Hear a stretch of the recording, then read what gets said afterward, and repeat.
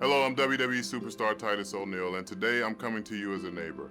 You owe it to yourself and those you love to get tested now. Get the care you need and protect your family.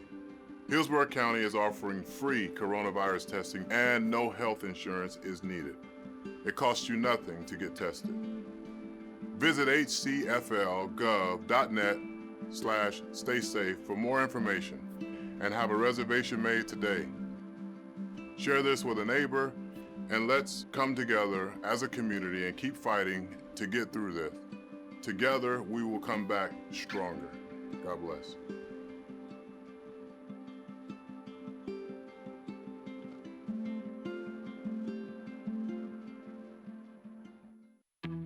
Hillsborough County leaders, along with state and local health and safety partners, are urging residents to be vigilant and stay safe as the county continues to reopen. Aligning with Governor Ron DeSantis' safe, smart, step-by-step plan, establishments like restaurants, bars, gyms, sports venues, movie theaters, amusement parks, and tattoo parlors may resume operations with some restrictions.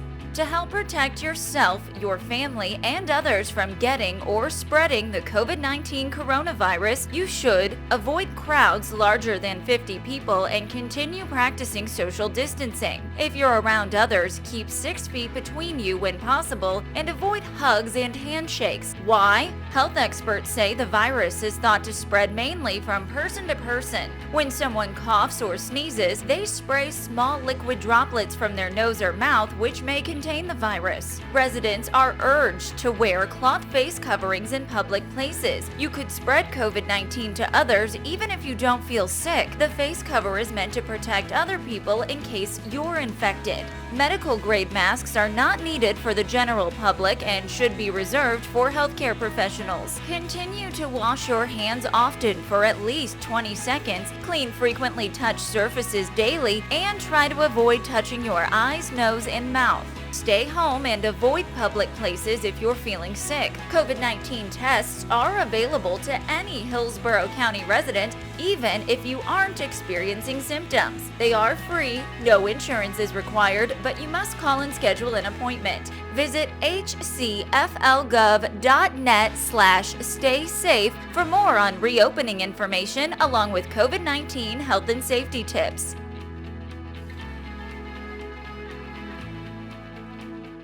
Hi, I'm Hillsborough County Commissioner Les Miller. We're going through an unprecedented crisis as we navigate the COVID-19 pandemic.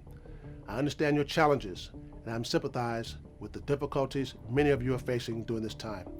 Hurricane season started on June 1st. It is important that you plan, prepare, and stay safe. This year, experts are predicting 40% more storm activity than a typical hurricane season.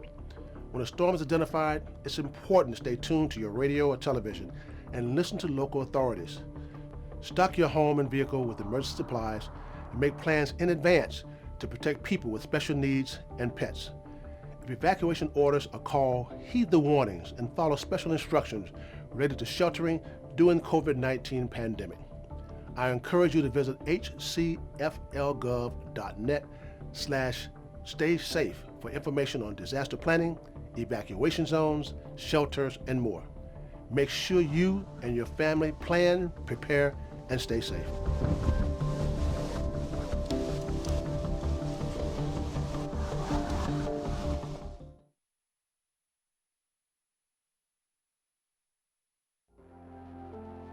This is a battle we've never faced in my lifetime. I want to tell you about 416 of the most amazing people. Every day I get to see their skill, professionalism, and dedication. Their commitment to protect and improve the health of everyone in Hillsborough County. The last 2 months, they've been on the front line of a battle with a very dangerous enemy, COVID-19. And they've risen to the challenge in the most amazing, heroic way. Everyone has contributed, sacrificing their personal life, which they put on hold. They're making a difference for everyone they help, and every day I get stopped and told just how amazing they are. I'm proud and blessed to work with them, my second family.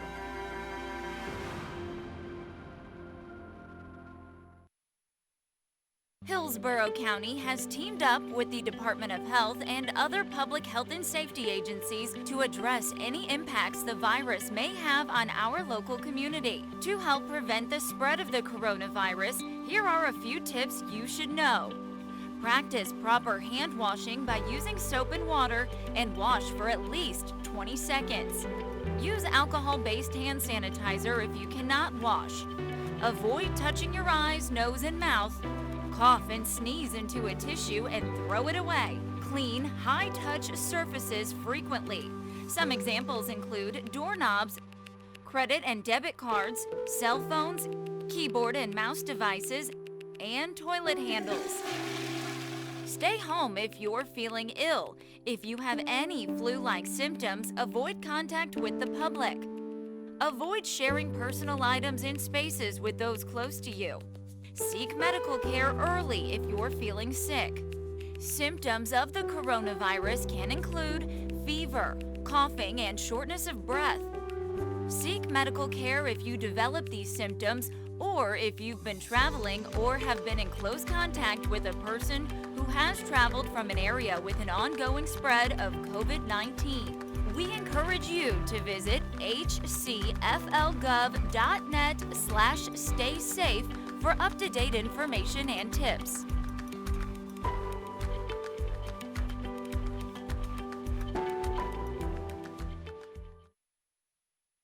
This is Dave. Dave doesn't know his home's flood zone and was not able to heed flood warnings. Dave and his home are soaked. This is Noah. Noah is an informed citizen. He was warned in advance about potential flooding in his area. Noah took precautions. Noah is dry. And I saved the animals too. Good job, Noah. When it comes to flood warnings, be like Noah, not like Dave. For more information, visit hcflgov.net. Be safe, be informed, know your flood zone.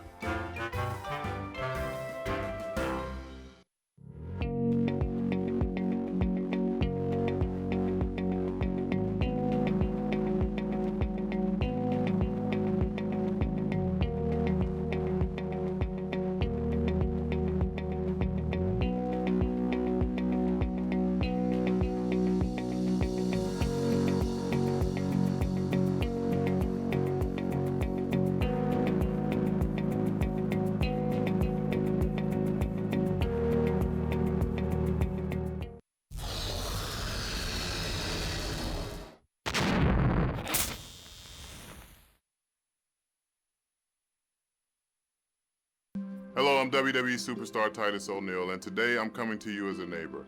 You owe it to yourself and those you love to get tested now. Get the care you need and protect your family. Hillsborough County is offering free coronavirus testing and no health insurance is needed. It costs you nothing to get tested. Visit hcflgov.net/stay-safe for more information and have a reservation made today. Share this with a neighbor, and let's come together as a community and keep fighting to get through this. Together, we will come back stronger. God bless.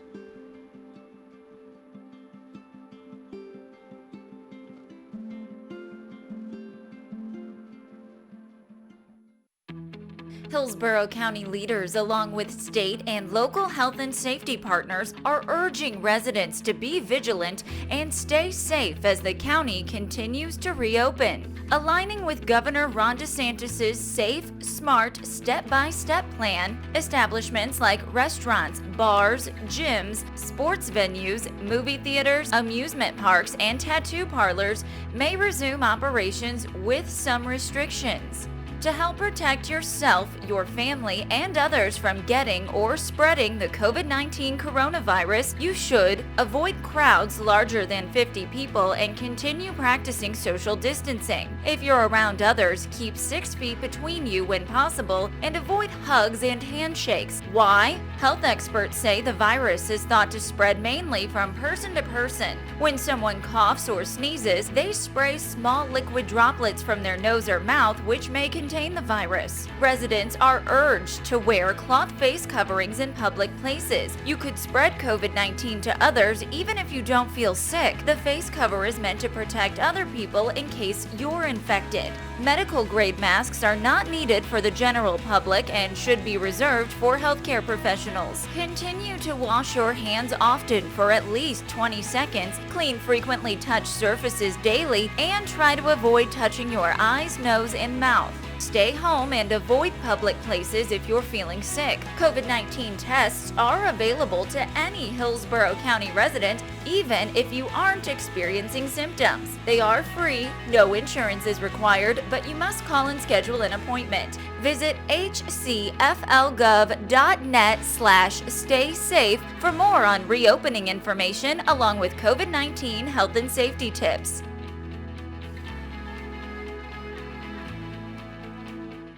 Hi, I'm Hillsborough County Commissioner Les Miller.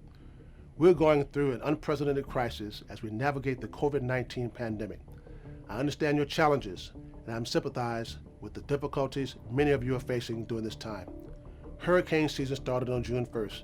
It is important that you plan, prepare, and stay safe. This year, experts are predicting 40% more storm activity than a typical hurricane season. When a storm is identified, it's important to stay tuned to your radio or television and listen to local authorities. Stock your home and vehicle with emergency supplies and make plans in advance to protect people with special needs and pets. If evacuation orders are called, heed the warnings and follow special instructions related to sheltering during COVID-19 pandemic. I encourage you to visit hcflgov.net/stay safe for information on disaster planning, evacuation zones, shelters, and more. Make sure you and your family plan, prepare, and stay safe.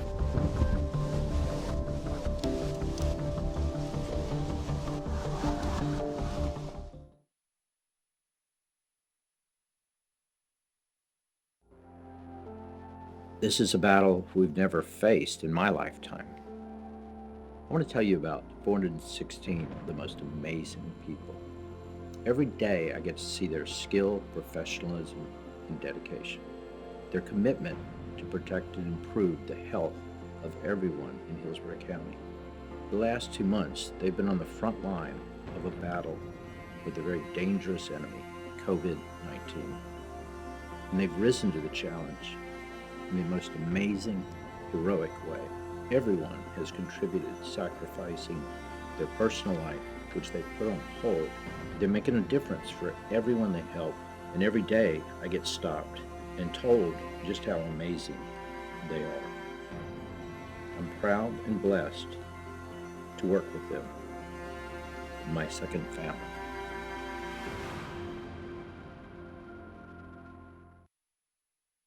Hillsborough County has teamed up with the Department of Health and other public health and safety agencies to address any impacts the virus may have on our local community. To help prevent the spread of the coronavirus, here are a few tips you should know. Practice proper hand washing by using soap and water and wash for at least 20 seconds. Use alcohol-based hand sanitizer if you cannot wash. Avoid touching your eyes, nose, and mouth. Cough and sneeze into a tissue and throw it away. Clean, high-touch surfaces frequently. Some examples include doorknobs, credit and debit cards, cell phones, keyboard and mouse.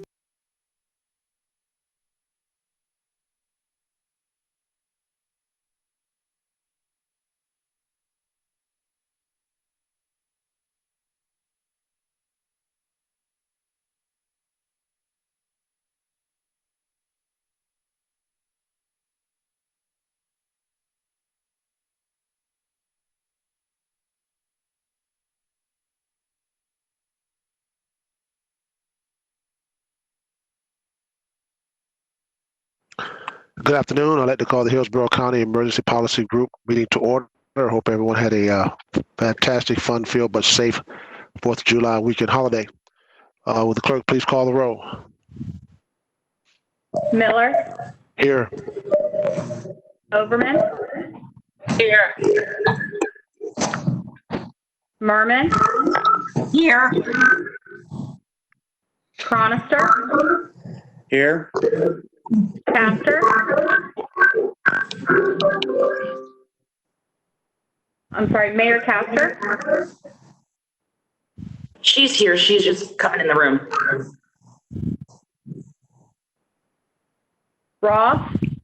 Here. Lott. Kilton for Lot. Snively. Here. And Weiss. Here. You have a quorum, sir. Thank you. We're now moving to public comment. We'll set aside 20 minutes total for public comment. Each speaker will have 2 minutes apiece.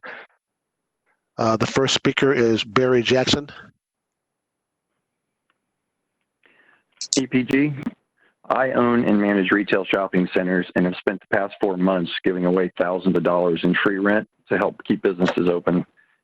If not for the trillions in government funding and landlords' help, most businesses would already be closed. The problem, the funding and the landlord's help was only planned for 3 to 4 months.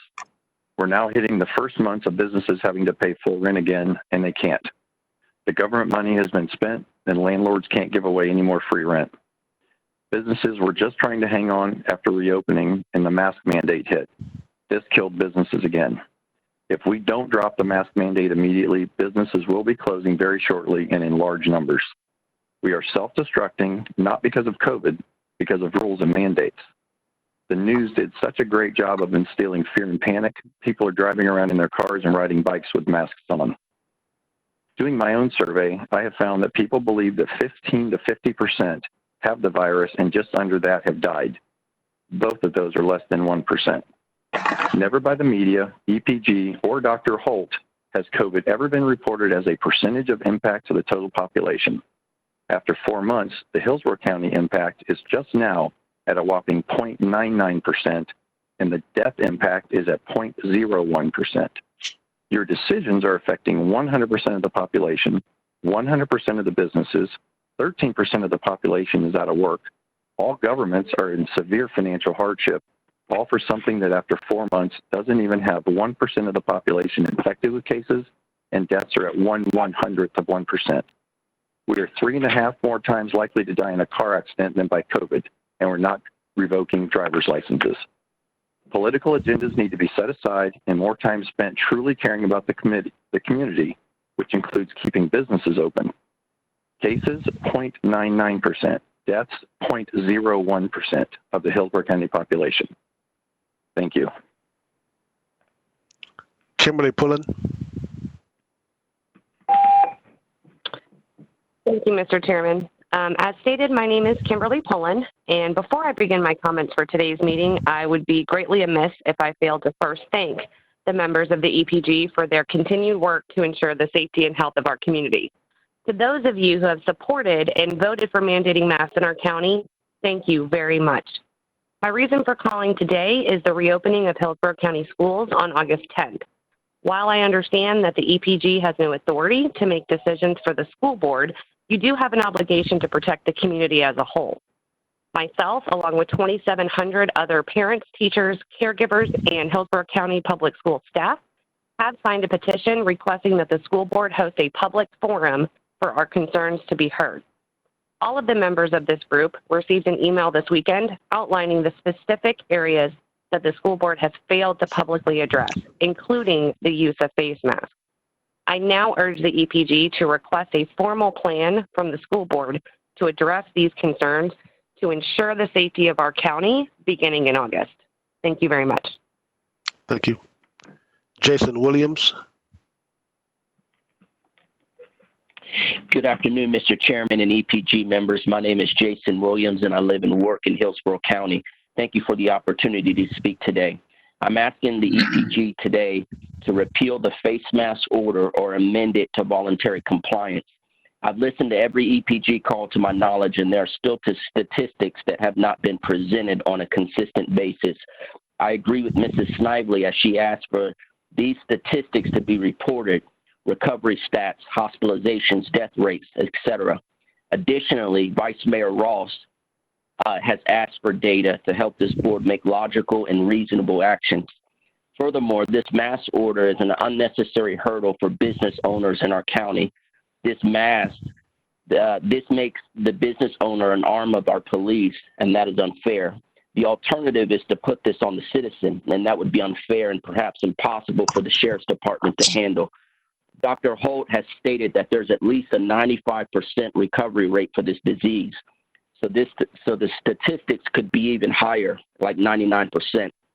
This is an important stat, just as important, perhaps, or greater importance than the infection rates. A mandatory mask order for a 95% recovery rate. This order is ridiculous when you look at simple statistics. One of your presenters, a doctor, said that there would be dead bodies in the streets of our county. I agree with Vice Mayor Ross that was unproductive to say and an incited fear for a virus with a 95% recovery rate.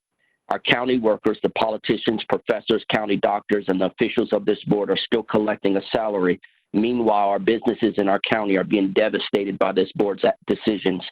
Today, Mr. Chairman and EPG members, this body has the opportunity to do the right thing, to repeal this face mask order or amend it to complementary compliance. Thank you, Mr. Chairman and EPG members, for your time and careful consideration. Danielle Williams. Hello, my name is Danielle Williams, and I am a Hillsborough City resident and employee. Thank you, Mr. Chairman and board members, for your time and careful consideration. Again, I've listened to the meetings as well, and I'm calling as a concerned citizen. These rules and intense and increased mandates, and especially the mask regulation, is choking our community. It is choking our families. It is choking our children. They cannot breathe. Everywhere we go, we are being required in a free country to wear masks. That is unacceptable. I am asking this board to please remove and repeal this undue regulations and increase control on our population in Hillsborough County. Children cannot breathe because they're being forced to wear masks. The elderly cannot breathe because they are forced to wear masks. Businesses cannot breathe because now they have people that do not want to come to their business because they have to wear masks, and then their employees have to wear masks. I've spoken to multiple people in restaurants. Their business is drastically reduced, 50 to 20%. Imagine living off of 20% of your income, while the EPG group and every Hillsborough County person currently is receiving a full salary. That is actually unacceptable. Please, if you're going to continue with these regulations, I ask as a citizen that you, in solidarity with your constituents, that you also take a 15 to 20% reduction in what you earn, so that way we are all in this together. Please remove the mask mandate. Please do not require our children, especially during the school year, to wear masks. I do not want my children to have to live a life like that. They are born in America. They were born with liberties. They were born with freedom. Please allow us to breathe. Please allow us to live our lives as God has designed us, and the freedom that we are all required and guaranteed by our Constitution. I understand your concern, but we are all responsible adults and can take care of ourselves. We can take care of our health, and we will do our best to make sure that all is well. Thank you very much, Ms. Williams. Thank you. Thank you. And David Larson. Hello, thank you for your time. I'm calling in as a resident of Hillsborough County, a small business owner. I also work 2 jobs. First, me and my wife had major schedule changes because of what happened with coronavirus. I was blessed enough to work as an essential service so that I did not get downsized or have a cut in pay. I'm pleading with you to look around and see what's in front of you and vote for a common sense solution, get rid of a mask mandate, and base something on the freedom of the American people to choose and take care of one another. Many were not as fortunate as me, and they lost their jobs. First thing you can do is see unemployment numbers. I also want to echo the free rent comment from the earlier retail owner. We do not want to depend on the government for handouts as well. We want to work off the sweat of our brow, and we want to provide for our families. I'm also a father of 5. This is affecting the people. I don't want to hear any more one-sided things from any medical industry. I want to hear a rounded view of what is actually going on. One of my friends is in the wedding industry. They lost major business. Countless businesses are closing down. A lady who took her life savings, poured it in. After 10 years, she had to shut her gym down. Bank branches around you are closing down. Auto stores are losing customers. These are facts that I've asked people personally. Look, we don't want just Amazon to run everything and have online shopping going up exponentially. Americans should not depend on this type of situation, have to go through this type of situation. Do studies on other things in the medical field. I went to buy masks at the beginning of this coronavirus thing because I'm a woodworker. The label says they don't work. As you may know, the label changed also on Lysol bottles because I use those for my other job regarding the coronavirus. Corporations are bowing to peer pressure, and so has this county, Hillsborough, as well. Stop it. I'm pleading for a common sense approach based on the freedom of the United States of America. And I want you to shut down this EPG. Thank you, sir. And get back to Thank you very much. And put this money. Thank you. Shannon Gilbert. Thank you, Mr. Chairman and members of the EPG. I just want to talk about the ridiculousness of everything that we're facing and bring a few things into light. So, should we all surrender our rights to driving? Not make any sense at all. Should we mandate contraceptives due to HIV virus to keep it from spreading? Should we mandate a law against gay males and have them arrested on the basis because they are at a higher risk for HIV? No, that would be ridiculous. Should we, because of politicians and city officials who overstep their bounds and the Constitution and operate as communists in direct violation of the Constitution, which they swore to uphold, should we ourselves then be forced to eliminate such positions as you hold? No, because we actually trust you and have faith in you that you would do the right thing and govern yourselves accordingly. Maybe your stance of mandating masks is because you don't trust, which may be actually reflectant of your own hearts knowing that you're not trustworthy. And maybe at this point, we should probably just mandate mastectomies and prostatectomies for everyone to keep them safe from having cancers, which by the CDC, looking at it, would be about 606,000 dead in the year of 2020, which is this year, and which no one would do because that's ridiculous, because if you're not sick, you don't need it. So if you're not sick, you shouldn't need a mask. And up to 13 million estimated in the United States in 2019 were living with a latent TB infection, and we haven't mandated masks for that. This is insanity, but we truly can't blame you. That's like blaming an infant for spitting up. No one has ever faced this. You haven't faced this prior, and it's not a hurricane, so your wisdom in this area is driven by fear and manipulation, so you need the wisdom of God actually to discern and to direct through it. So I'll pray for you that every demonic strategy comes to nothing and that you would repent and seek God rather than lying, manipulative men for answers. And Father, in the name of Jesus, I just ask that you arrest every man or woman by your Spirit who has conspired behind closed doors to deceive, and let every plan be exposed. And I pray your wisdom and your safety upon those who have. Thank you. Your time is up. In Jesus' name, amen. Megan Petty. Yes, hi. Thank you, Mr. Chairman and members of the EPG. I am from Brandon, Florida. And I just wanted to say we have actually good news, according to the CDC. This week's COVID-related deaths are down nationwide to a minimum of 71 compared to last week, which was 313 deaths. We reached a peak back in April of over 16,000 deaths per week. And what this shows is that there is a pattern, and that pattern is proven in all virus research that once the death rate drops, we have reached HIT, or herd immunity threshold, which of course is nature's way of dealing with viruses and the most safest and effective way to overcome a virus. And we know that the viruses rise and fall in predictable patterns. And so once those death rates have plummeted, we can be confident that we have reached a herd immunity response. William Farr, who discovered that viruses have predictable patterns, stated that the death rate is a fact, and anything beyond that is just an inference. So with that said, it's time to put fear behind us and let go of the need to do what nature has already done, which is overcome this virus. And so we have actually no more need for the face covering order.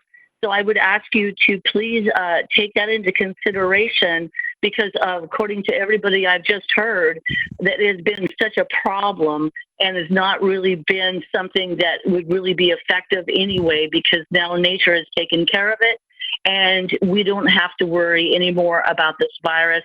We have reached the herd immunity threshold and we are safe. So thank you very much for your time and goodbye. Jason Kimball. Hey guys, so I'd like to talk about correcting mistakes. I think there have been some very bad, corrupt people in this group. I think there are at least 2 that we're going to need to initiate recall petitions on and pull out of office. In total, it seems there are 3 to 4 that want to shut down our county and our economy. They don't care about the health of our people and are totally indifferent to the pain and hardship imposed on businesses and residents. So guys, for the 4 of you that still have loyalty to our country and our county, we need you to be strong and vote against mandatory face coverings. Remember, there is no rational basis for these face coverings.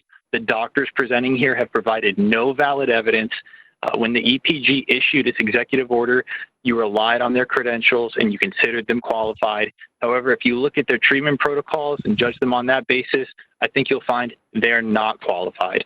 So I understand there is immense political pressure. There seems to be a lot of corruption within the medical community, but you cannot issue a mandatory mask order with insufficient, weak evidence. I've made mistakes in my life. We've all made mistakes, but we have to fix our mistakes quickly. And just on this call, you've heard what's going on in our community. So if you guys really care about Hillsborough, if you do, then you'll remove the requirement. You'll remove this mask mandate, and you'll stop the social and economic suppression that has been imposed on our county. So please do the right thing. Follow the science, and remember the ideals of our country about freedom and liberty. Thank you. Sunny Shaw. Hello, thank you very much. I am a resident and employee of Hillsborough County, and I was just calling in because I wanted to address, as a recent college graduate, the economic devastation that these COVID restrictions have placed on the county, and, the difficulty for people in my situation, college graduates, my generation, to find appropriate employment. I mean, does my generation even have an economic future at this point? And it keeps getting worse and worse. And on top of everything, the EPG has chosen now to mandate masks, which only serves to greater ensure economic loss on this county, putting businesses in a terrible position to where they now have to police their own patrons. And so the EPG's choice to mandate masks instead of allowing business owners and customers to freely choose is destroying businesses, and many businesses will never, ever recover. I'm concerned for the future of my generation, but I don't know that the EPG is concerned for the future of my generation. I'm 23 years old, and these are the things that we need to think about. And so I just am asking, I'm pleading with you that you would lift this mandatory mask order. Enough is enough. It's a total overreach of power. All we're asking is that you would not secure our health and our safety, but secure our liberties and leave that to ourselves so that we can secure our own health and safety on our own. Thank you very much. Jennifer Cantor.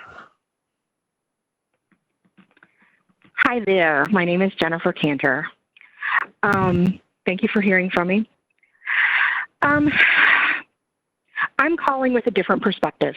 I'm calling to remind you guys that you're in place to deal with emergencies, and that you have been put in a place that you've never experienced before.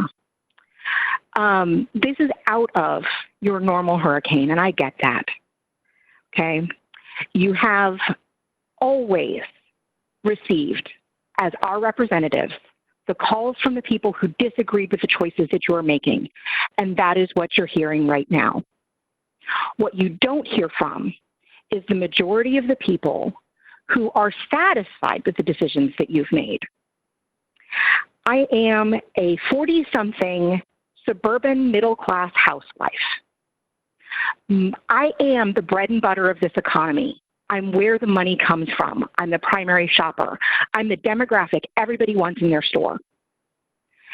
My friends do not go spending their discretionary money because they cannot trust that when they go out, that they will be safe and safe to then go back and interact with their elder parents and the younger people in their lives, the people of our generation and our children who are also high risk. I have hundreds of dollars excess in my budget for the last several months because only necessary expenses have been done. None of the fun shopping, none of the discretionary stuff. So when the businesses are complaining that the mask order is what's keeping them down, remember, those of us who are trying to be cautious with our health are actually not going to their stores because we walk into their stores and see that they aren't enforcing masks, and we walk right back out. I'm telling you, Costco, which as a corporation requires masks. Ms. Cantor, thank you very much. Your time is up, ma'am. Thank you, Ms. Cantor. Your time is up. Thank you. That was the last public speaker we had. We're going to close the public comment section of the agenda. We're now moving to emergency management update. Mr. Dudley. Good afternoon. Good afternoon, sir. We continue to support mobile testing operations at remote collection sites today at Raymond James, Lee Davis, South Shore, Plant City, Brandon, Sun City, and Wamamo. Testing conducted last week, 8,750. Total tested since the beginning of the operation were over 48,000. We had 8,563 appointments scheduled for last week. We have 10,230 appointments scheduled for this week. We continue to support logistics operations. We have 8,801 kits on hand. We'll be receiving another delivery this week. We have zero guests at the quarantine site, 26 guests at the isolation site. We continue to push PPE out to the community, to those with unmet needs. Mask, we have over 2.2 million cloth masks that we've pushed out. We closed out the park operations as of last week. This week, we'll be distributing cloth masks through Hillsborough County library system. And here's a listing of the libraries that we'll be working with to continue putting out cloth reusable masks. And this concludes my update. Any questions? Thank you, Mr. Dudley. I don't see, yes, Mr. Ively, you recognize.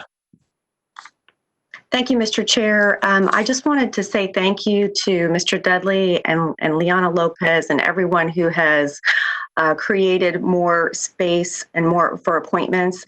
I went on today to see what the length of wait time is now for an appointment. And it is only a week as opposed to the 2 weeks it was last week. And so that shows that that things are moving. It's still obviously not an ideal situation, but I know that people are working really hard to make those appointments happen. And the sooner that people can get in to test, the sooner they can know whether they need to quarantine, or maybe if they test negative, go back to work, because that's another consideration. Is when you have to wait that long and you have to have a negative test in order to go back to work to earn a living, that is a consideration as well, how long it takes to get in to get a test, to test not just positive, but to test negative as well. So thank you for continuing to shorten that wait time for tests. I hope that it continues to shorten for the benefit of our community. Thank you so much. Thank you. I will pass that along to the team. Mr. Dudley, thank you very much for your presentation, all that you're doing. We appreciate it. Thank you, sir. Thank you, Dr. Mr. Hope. Chairman. You're welcome, sir. Dr. Hope. Yes, good day. This is Dr. Holt from the Florida Department of Health, Hillsborough County. Today, I'll be presenting the updated EPI data as Kevin Wagner is off. I want to recognize and thank Ms. Emily Brooks for preparing it, and she will advance the slides as we go through it. We'll cover the core data that we present, which as a whole has remained relatively unchanged since our last presentation on Thursday. I would note that Dr. Chang will present portions of the data a little later on in his presentation. We'll begin with the first slide, reports that 14,336 positive cases have been reported through 7/4.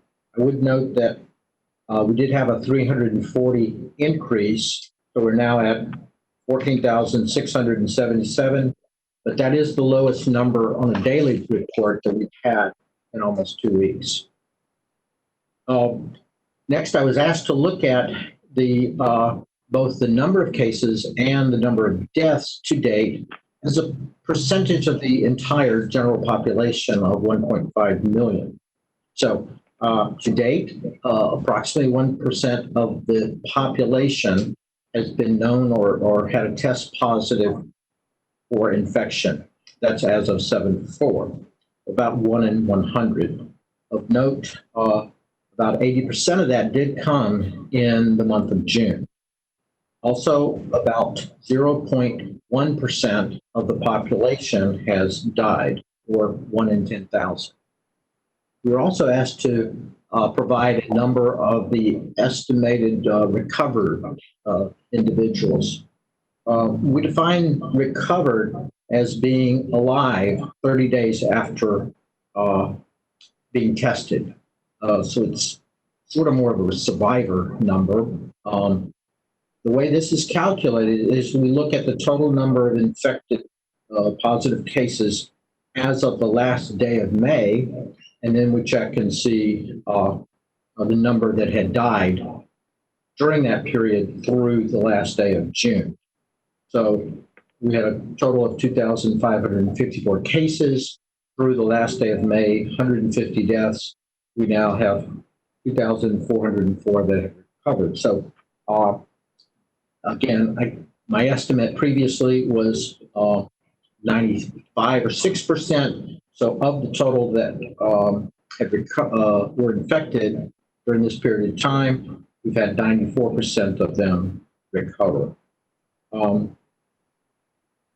Let's see. Let's see. On to the results. Looking at our rolling 14-day average of cases, it is now at 624. While this represents an increase of 181%, when we get into the detail of the graph, I would note, call your attention to the 7-day average is actually decreased in the last 3 days. And as we talked about, we really want to start looking closer at the real-time trends. My hope is that this is a trend and that we have plateaued, but we will see. No matter what, that's still a long high number, and we'll have to get down significantly lower. Our tests, the rolling day number of tests continues to show increases. We're 63% of our target. We will need to upgrade or adjust this target as we move really into aggressive efforts to both enhance the surveillance and meet the challenge we have for control and eventual suppression of this virus. Our 14-day positivity rate is 20%. Again, as we look at the detail, the 7-day average is flattening. Emily, could you advance the next slide? Right. Our hospitalizations, the rolling 7-day average is 348. This is a 36% increase from our previous 7-day. Our rolling average of bed occupancy is at 76%, which while it's 3% increase, it is still below the 80% where we begin to get concerned. Our ICUs are showing increased occupancy up to 88% now. And this is something we are keeping very close watch on with the hospitals. Are approaching where they become stressed. The good news on this side is they're able to expand their ICUs to meet a challenge as it comes. Then there's the rolling 7-day average of admissions. It's currently at 56. This is a 10% decrease, but as we will look at in the data, the information we are reporting from July the 4th is incomplete. And then finally, for here, the deaths, we've had our average deaths per day is 2.57. This is not increased, and it is flat over the last 7 days. This is our slide that we review the big picture. Again, as I mentioned, the total number of cases, 14,336. The gender breakdown is really unchanged, and we've now tested almost 10%, 9.6% of our population. Next. This is our looking at the number of cases of positive results that come back reported to the state every day. And as you'll notice, the top line is starting to decrease over the last 3 days. While the 14 days still does show an increase, these last 3 days will hopefully start bending that down or at least flattening it out, but we'll wait and see. Next. This is our number of tests, and as you can see, the 7-day, as we are looking at it, has dropped down a little bit, but I think we're going to see a significant jump in that as the tests that Mr. Dudley and others have been doing over the last 7 days. Last week will start coming back this week, so I expect to see that significantly higher. That's our threshold, but as I mentioned before, we'll revise it up. Next slide. This is our 14-day average of positivity rate, and again, we're high, but hopefully, again, as you look at the red 7 days, it's beginning to show some decreases or at least flattening in that rate. Next. As you can see, on the July 4th, that data was inaccurate, but we did graph it because that's what we had. And so that does skew the 7-day average significantly. And again, hopefully we are going to begin to see some flattening of this number as well. Next slide. And again, at the far right, you'll see the July 4th data is adjusted down or reported out down, but in fact, that data is incomplete. And again, the number of patients in the hospital at 387 are back up to the third versus those in the non-ICU 326, those in the ICU 361, both relatively steady ICU, but an increased number in the hospital. Next. This was an updated, we didn't have this last time we presented. Hopeful news again, the number of flu-like illnesses that report to the emergency room, COVID-like, I should say, have decreased from 1,072 to 954 over the 7 days past reported as of 6/28. Next slide. I'm ready for available for questions or comments. Thank you, Dr. Holt. We appreciate all the work that you do from day one. I know that you have been hit with criticism about your reports. I think overall this board, this policy group appreciates everything that you've done, whether some agree with or not.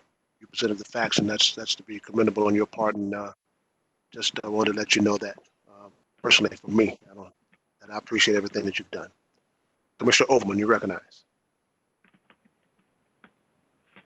Thank you, Chair. And I'll echo your comments to Dr. Holt. This has been a mammoth task for the Department of Health, as well as the county staff and the Emergency Operations Center. But it's also been a mammoth task for our business owners, and that's part of the reason today is so important. I am concerned that employers and employees are wrestling with how to stay safe as they service their clients. And I got a question this week that I didn't have an answer for, and I think it relates to today's conversation about mandatory masking.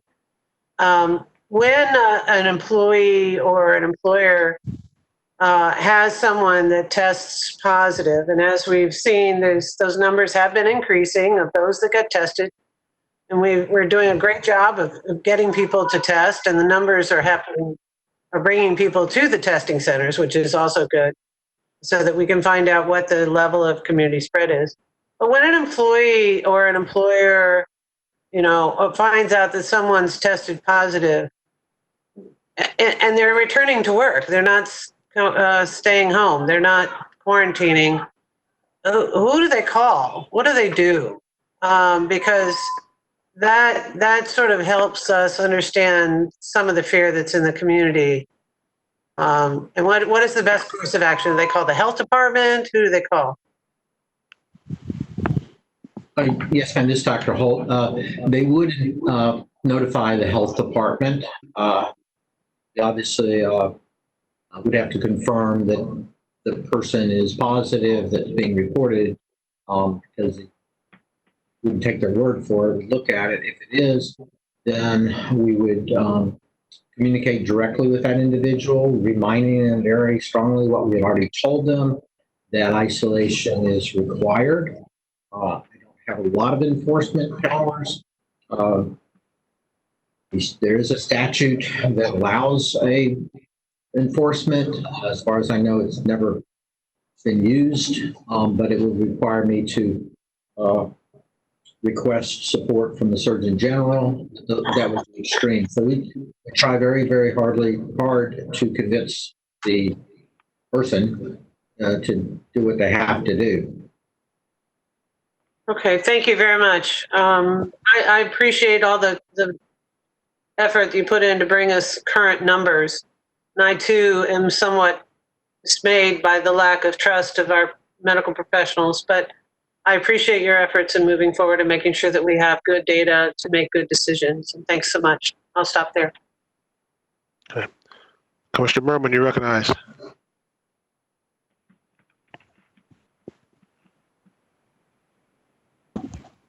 Commissioner Merman? Sorry. There you go. Yeah, there we go. Thank you, Doug, for all your work. It's a yeoman's task. I do want to ask you, somebody contacted me last week. He's a physician with one of these urgent care facilities. It's a private facility. And he says they've been doing like about 2,100 tests a week.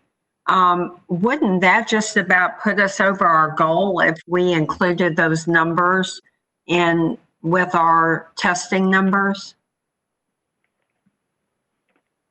Well, 2,100, he would be adding about 300 a day to our target, along with those that are being done by hospitals or so certainly that's a significant contribution to that goal. How do we get them to report how much they're doing so we can really look at this holistically and not just as what the county is doing, what the state's doing, and maybe some other relationships we have with healthcare providers in the community?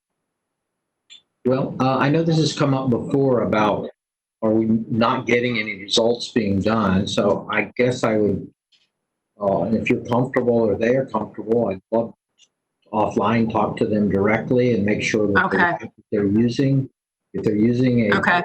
commercial lab.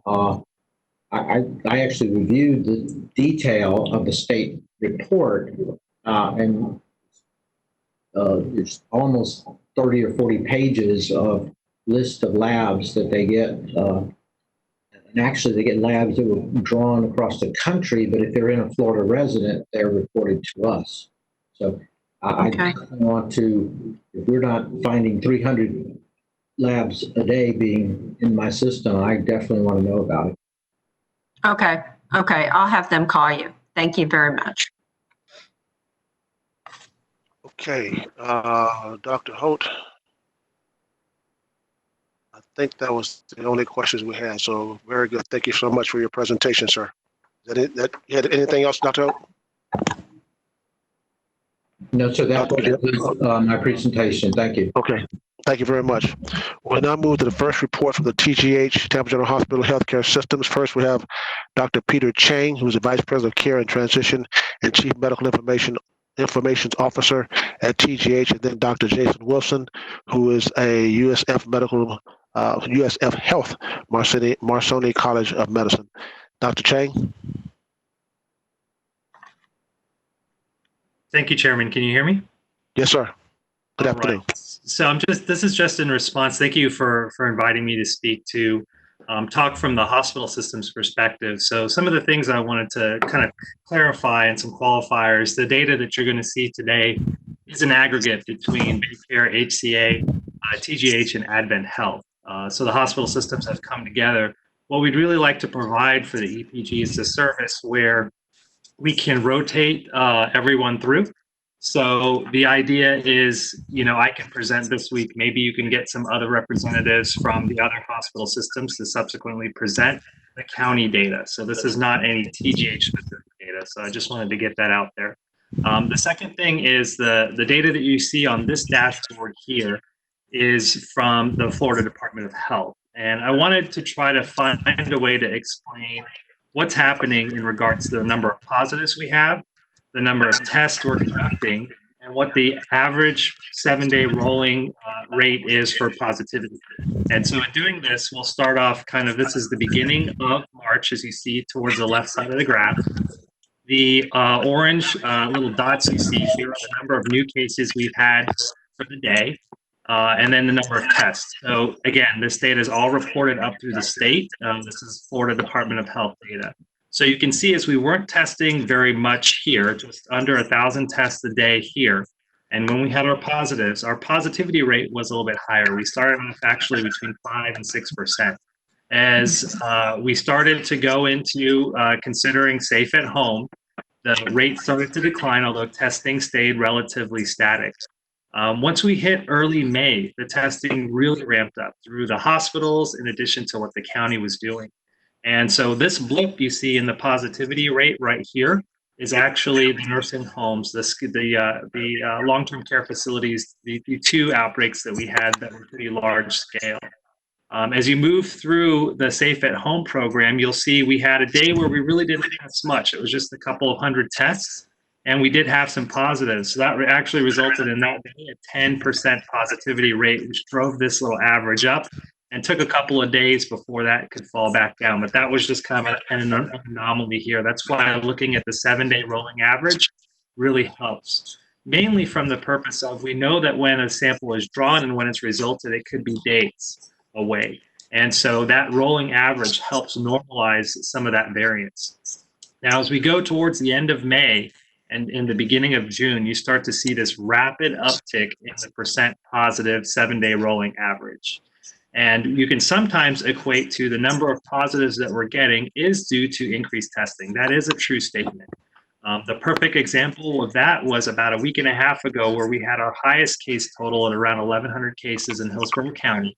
But you see that day we had tested almost 7,000 patients. So yes, if you test more, you are going to get more positives. But this 7-day rolling average of positivity rate gives a really good representation as to the community density of the virus. And so we went on this rapid uptick here up to around 14%, 15%. And then we are at an inflection point here. Do we have enough data points to surmise that that's the direction it's going to continue to go?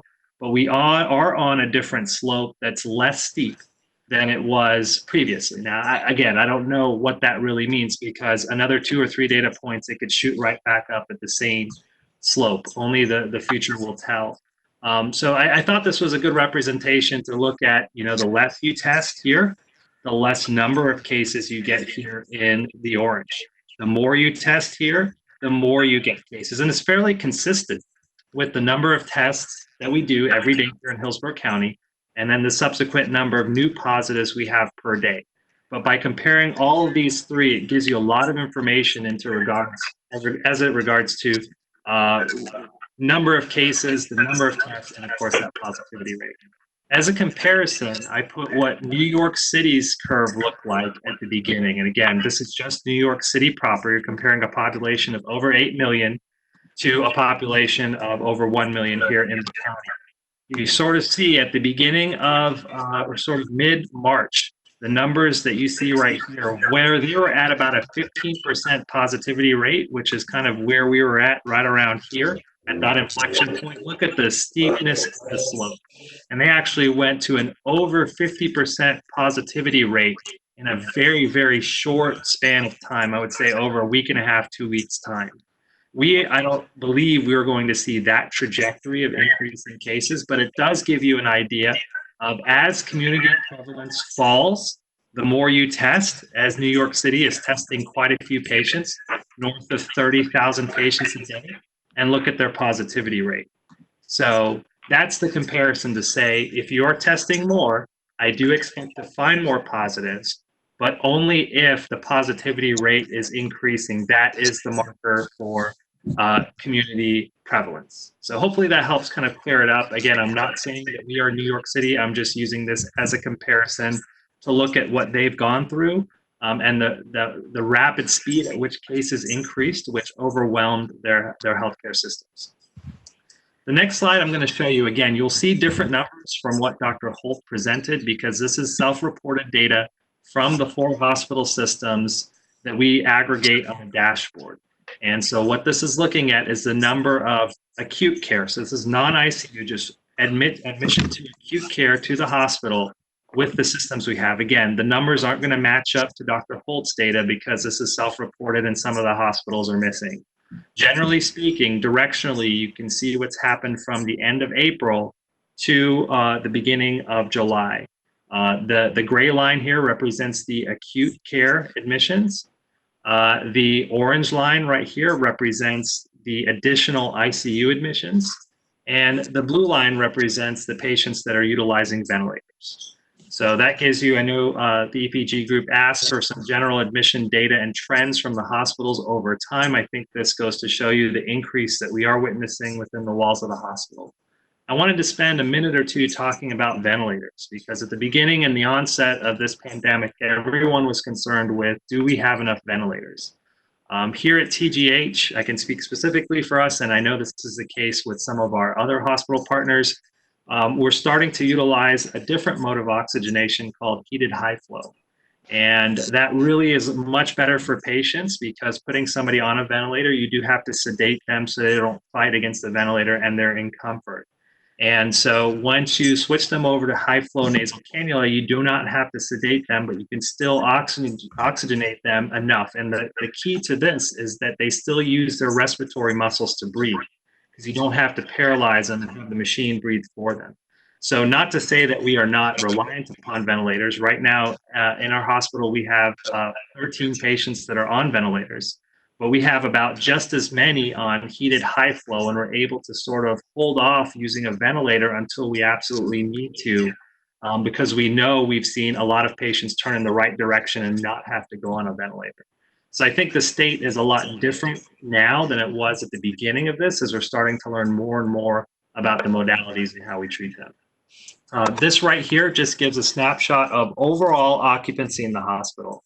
So as you look here, again, at the end of March, as you march through the data here, you do see that upward trend. This is all comers. So all patients that are admitted to acute care, again, not IC, or excuse me, to ICU. Sorry, I misspoke. This is to ICU. You can see the uptick here where we're well over 200 patients, close to 300 patients at times, as far as the number of patients that are admitted to an ICU. As you look at this red line here, you'll see the number of COVID admissions, and it is on the rise. As of the end of last week, roughly around 20% of all admitted patients in the county were COVID positive, and then those are admissions to the ICU. Moving on to the acute care space, it's what we call med surge. These are medical and surgical admissions. As you look here, again, we started off at around 1,000 and have upticked to close to 1,500 as a county-wide census. And looking here, you do start to see the uptick of admissions, and we're running right around 10 to 15%. It depends on the day of every single patient admitted to the hospital is for COVID-related illnesses. The last two slides I have for you here are just to look at ICU census by region to see how we can stack up against our neighboring counties. Pinellas is faring a little bit worse in regards to the number of total ICU census, as you see here. And you can also see some other counties down south are also having close to 50 patients in their ICUs. The last slide that I'll finish up with here is the, again, acute care admissions. Just looking, the trend follows with Pinellas having a little bit more admissions than Hillsborough has at this point in time. So before we open it up to questions, I'd like to pass it over to Dr. Wilson so he can share some experiences from the emergency department. Good afternoon, Dr. Wilson. Hi, Commissioner Miller. Thank you for having me, and thank you, members, for having me back again. What I'm actually going to do is not give you more data slides. I think there's been a lot of data slides. I'm actually going to try to give you some color. I've been in the ED working the last weeks in a row, and obviously following this closely since March as well. Let me try to add some color to this, and also try to add some clarification to some questions that came up on Thursday in terms of admissions and what this looks like right now and how this looks different. So what I talked about last time I was here was that we were starting to see a larger volume of admissions or at least presentations of people coming into the emergency departments who were younger and were more asymptomatic than what we had previously seen. So that has continued, but also there's been some interesting shifts in that as well. So let me just talk through that for a moment. On June 18th, we stood back up our alternate care site, which is essentially a set of tents that are underneath the emergency department ramp, and they act to deal with surge volume. We started seeing a pretty significant surge volume secondary to a couple of specific super spreader exposure events that occurred mostly in the South Tampa area. We started seeing high volumes of younger people coming in to be tested secondary to those known exposure events.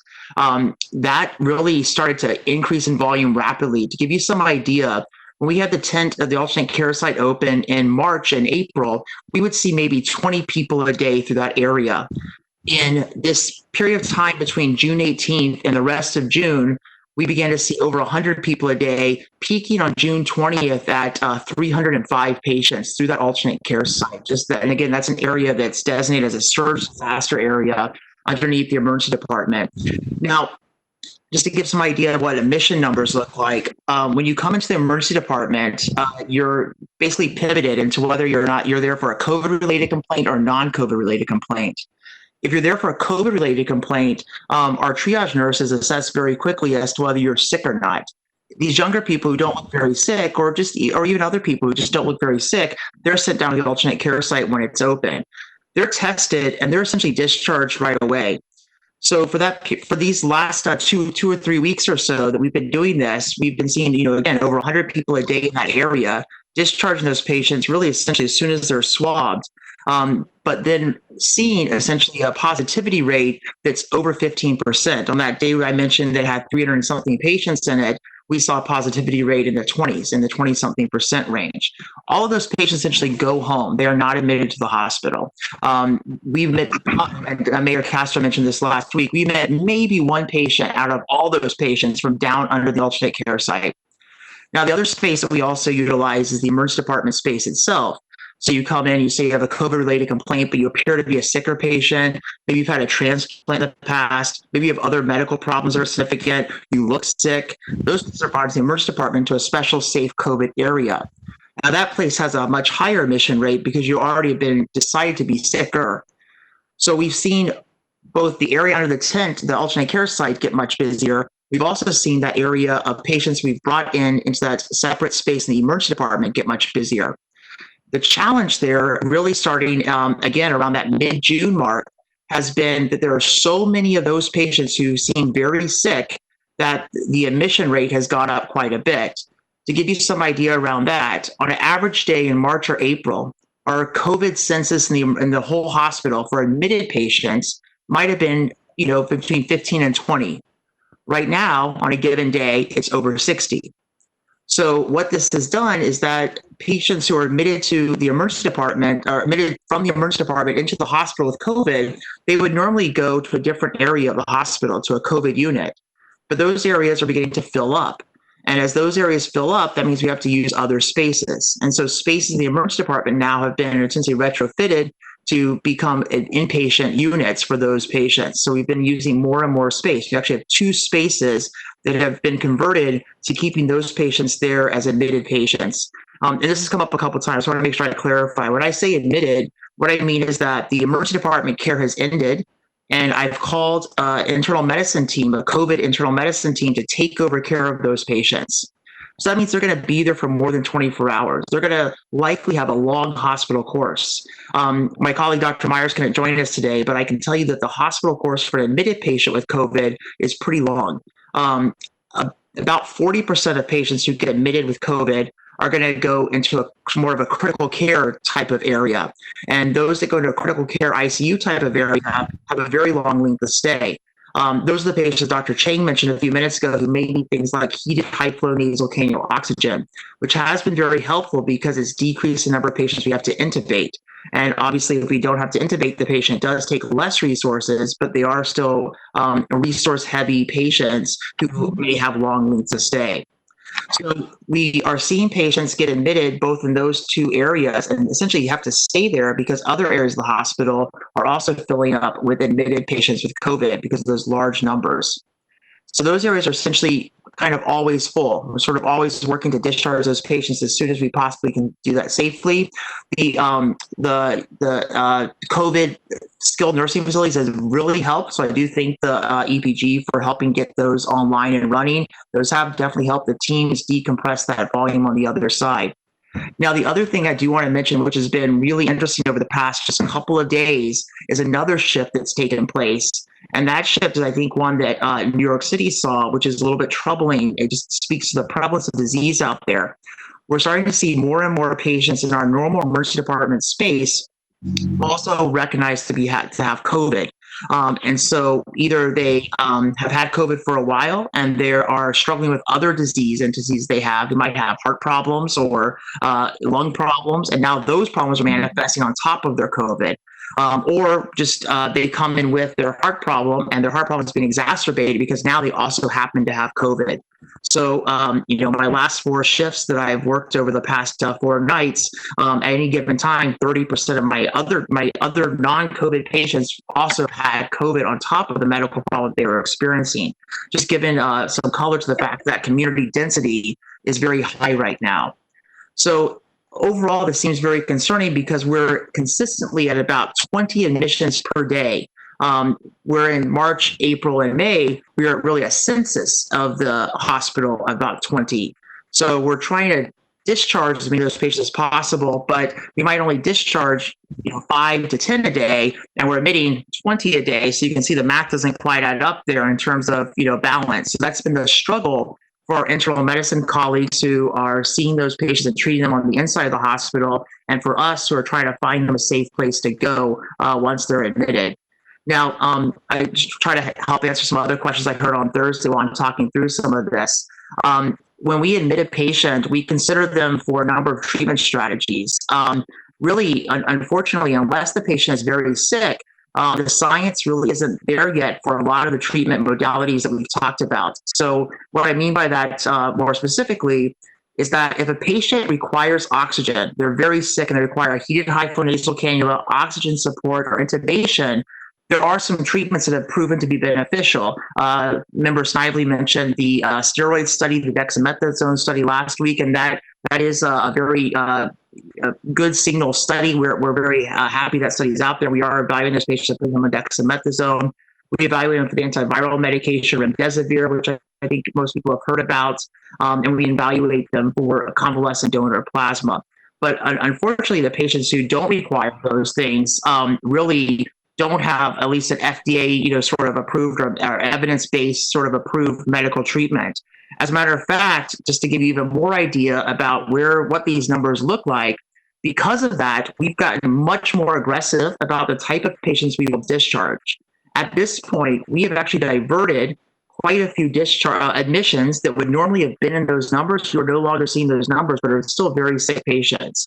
What I mean by that is unless you require oxygen, we probably will not admit you at this point unless you have other medical problems that require admission. So if you're a transplant patient who has a new heart and you have COVID, yes, we're going to admit you. But if you're another person who has COVID and you don't require oxygen, we're probably going to discharge you from the hospital. Whereas before, we might have looked at some other markers and indicators to see if you need admission. So our team, the emergency department team, has started to work very closely with the outpatient COCO clinic, which is the COVID follow-up clinic, to put some pretty sick patients back into the community when possible to try to bring down those admission numbers. So I just want people to understand that when we see those hospital admission numbers, those are definitely real admissions, people who are coming to the hospital to stay for a while, and they're after we've diverted quite a few other admissions from that population. The other thing I think, I just want to add some color to Dr. Chang's slides for a moment. The New York City experience, the reason why this is concerning to a lot of us is that when we look at New York City's experience compared to ours, it really seemed unfathomable to us, I think, for a long time. I think for all of March, April, and May, we really never saw ourselves as even having a possibility of reaching New York. They were 100 to 500 times magnitude higher in their cases per day, their per capita cases per day than we ever were. But what we saw really since about June 20th was that when we reached about 400 cases per 100,000, when we reached that number, compared to when they did, we then reached the 900 cases per 100,000, the exact same speed. So we're right now kind of, they were ahead of us in the race, but we've now caught up in the race, and we're driving at the same speed, kind of where they were in the race on the race car. And that's the part that's concerning to us right now, is we're tracking kind of along the same direction. So I hope that adds some color. I'm here for questions. I hope that helps. Thanks for having me again. Thank you, Dr. Wilson. Thank you both, Dr. Chang and Dr. Wilson, for your presentation. We do have some questions.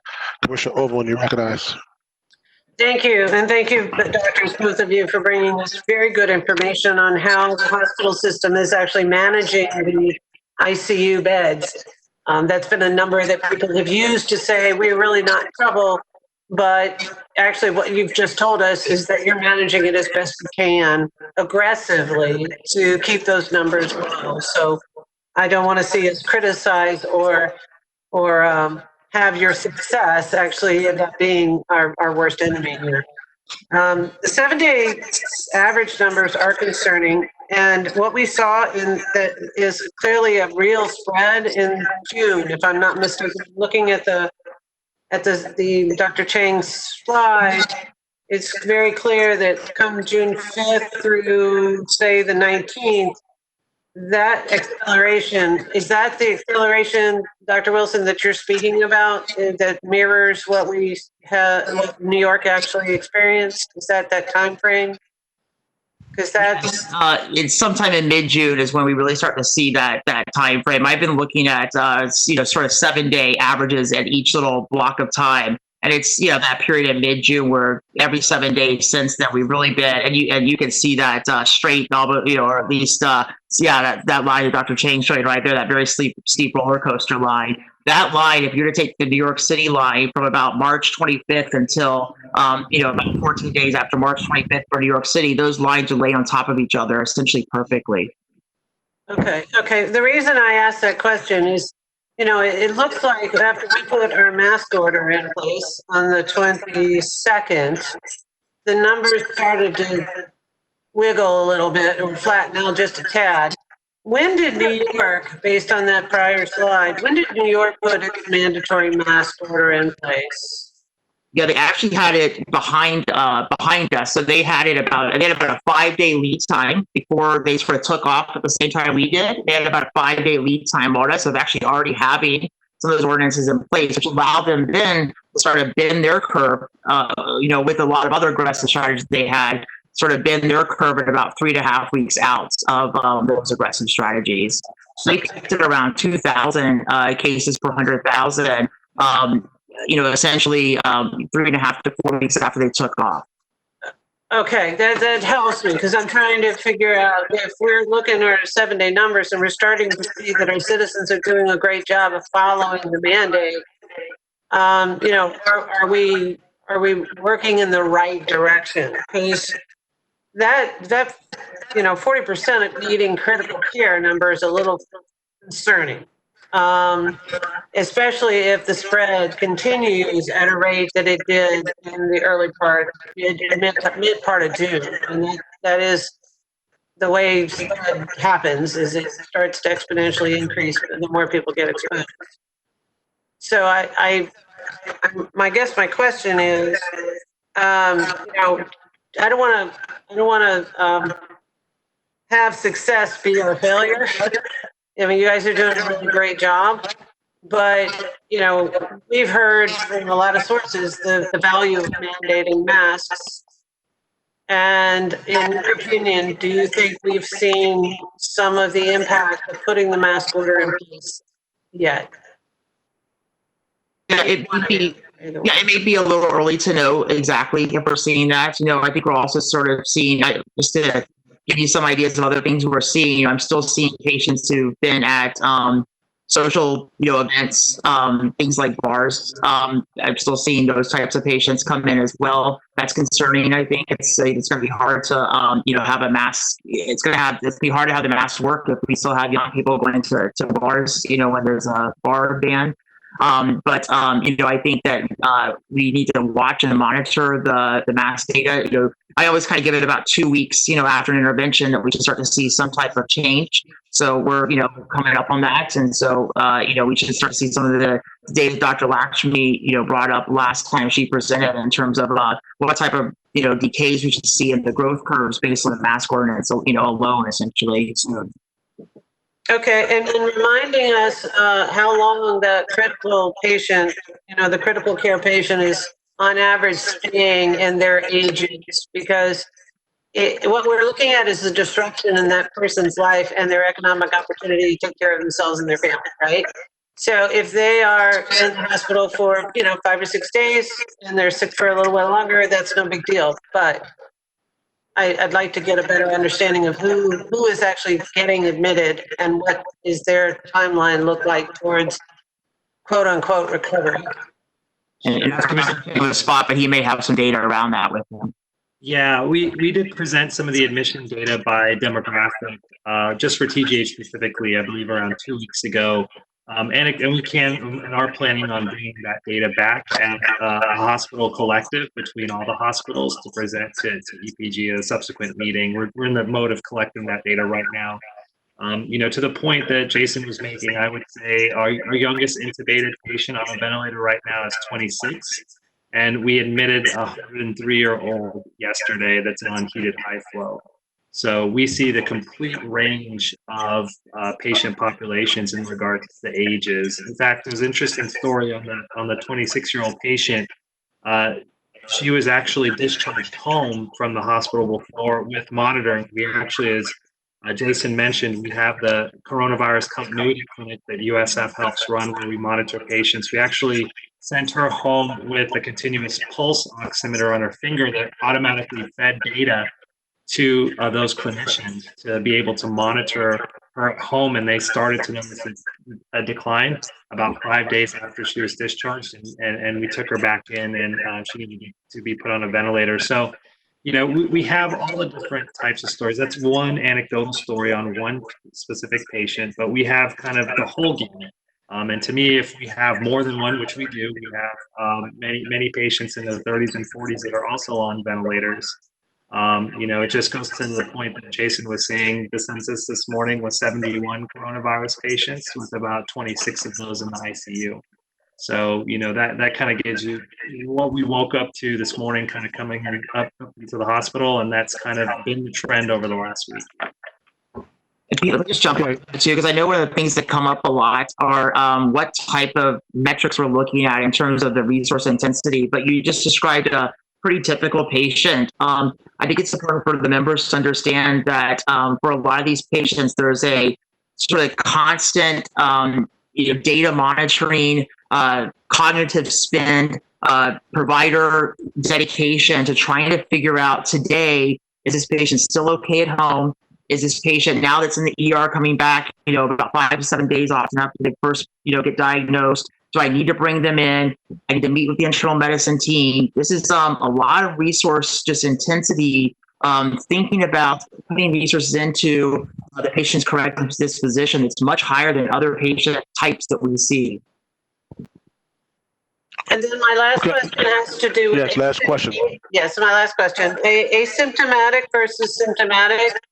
Are you seeing the ratio being more or less symptomatic, or are you just not seeing asymptomatic patients? So yeah, great question. That one of the reasons I wanted to walk through that alternate care site model a little bit is I wanted to demonstrate that we still see a lot of asymptomatic patients, and we still see a lot of people who are doing just fine with virus. The problem is that what we're seeing kind of related to that is that the higher that number goes up, the more we see the other number go up as well, the sick people showing up inside the ER. So we see these volumes of 300 people down in the alternate care site. 20% of those are positive, maybe 2 of those patients are sick. So most of those patients do okay. Now, somewhere between 5 and 8% of those patients that we saw in the alternate care site probably come back 5 to 7 days later. And they are sicker when they come back 5 to 7 days later. They also will spread to 2.5 to 3 people as well. And so some of those people get sick as well. And that's what we're, I think, feeling as we see that relationship now between the high numbers of people who are community spreaders and now also these people who are getting very sick. And we're feeling that right now, I think, in the emergency department and hospital. Okay, Mayor Ross, you recognize. Thank you, Commissioner Miller. I have a question for Dr. Wilson. Early on in your presentation, you talked about super spreading events that some of the young people that have been reporting in large numbers to the emergency department had attended. Can you speak more to that, please? Sure. And, I'm not the contact tracer or the person, who, epidemiologically nails this down, but just from talking to patients and seeing them when they come in, what will often happen is they will identify a certain, bar, restaurant, nightclub, or the graduation parties, I think, were a really big one in the city of Tampa, a couple of weeks ago in that mid-June period, where they will basically recognize that a friend, another person at the place, either the restaurant, the bar, or the party, had a positive test, and then it's not uncommon the entire group of people who come in from that location or that party or that place, they will all have positive tests. We're really at that point where we can just basically expect those tests to be positive if they're in the same spot. Okay, thank you. So, and this isn't intended to be a political statement, it's a scientific question, but are you seeing, there's a lot of talk anecdotally about the protests, and some of the protesters are wearing masks, some of them aren't, but most of them are in close proximity. Are we seeing, or are you seeing, positive cases in significant numbers coming from protest activity? Yeah, again, not to be too political about it, but I honestly have not identified a single patient coming from a demonstration or self-identifying the demonstration as the place they think they were exposed. And I don't know if that is because those are, outdoor gatherings where people are moving quickly past each other. I think the science of this is really starting to coalesce around the idea of, us sitting together in close proximity, in a very, in a normal social type of environment where there might be, touching, loud talking, sharing, intimacy, all those kind of things, I think are that things are becoming, sharing meals, all that kind of stuff seems to be the real way this virus spreads quickly around communities. Okay, thank you, Doctor. No problem, sir. Commissioner Merman, you're recognized. Thank you, Mr. Chair. I'll keep this real brief. Dr. Wilson, thank you, and both of you, Dr. Chang, thank you. Your information was really important. I think what I'm hearing, though, is that you're shifting some of the admissions data onto people that you're not admitting. You're sending them home on monitors, and that may affect, maybe the listening public, when they look at our admissions, they would, say kind of a false sense of security that, oh, wow, look at their admissions are down. So we don't need to wear masks. I mean, the numbers are getting better. I mean, how would you respond to something like that? Yeah, I'll take that one first. Pete wanted to jump in, but that's exactly right, Commissioner. That's one of the reasons I wanted to bring up how there might be other metrics or other outcomes that are important to look at, other than just the hospital admission data, that resource intensity of the patients we're discharging. Patients both on the emergency medicine side and on the hospital side, patients who had probably been admitted in a previous world, or patients who have stayed in the hospital longer in a previous world, are still safely being discharged because we put a lot of resources into building out systems of care, like the monitors and other devices that people can go home with now. But those definitely, if anything, we are underestimating the true, sickness of people by looking at that admission number. That admission number is high enough already. And again, those admission numbers, when we see them, those are true admissions to the hospital for people who are pretty sick, who are going to have a reasonably high length of stay. Well, we're trying to let data drive our decisions here on the EPG. We have kind of shifted that way. And I'm just worried. I don't know how you can account for those people in a non-admission data set so that at least we see they're entering a hospital. You're just releasing them on a monitoring basis.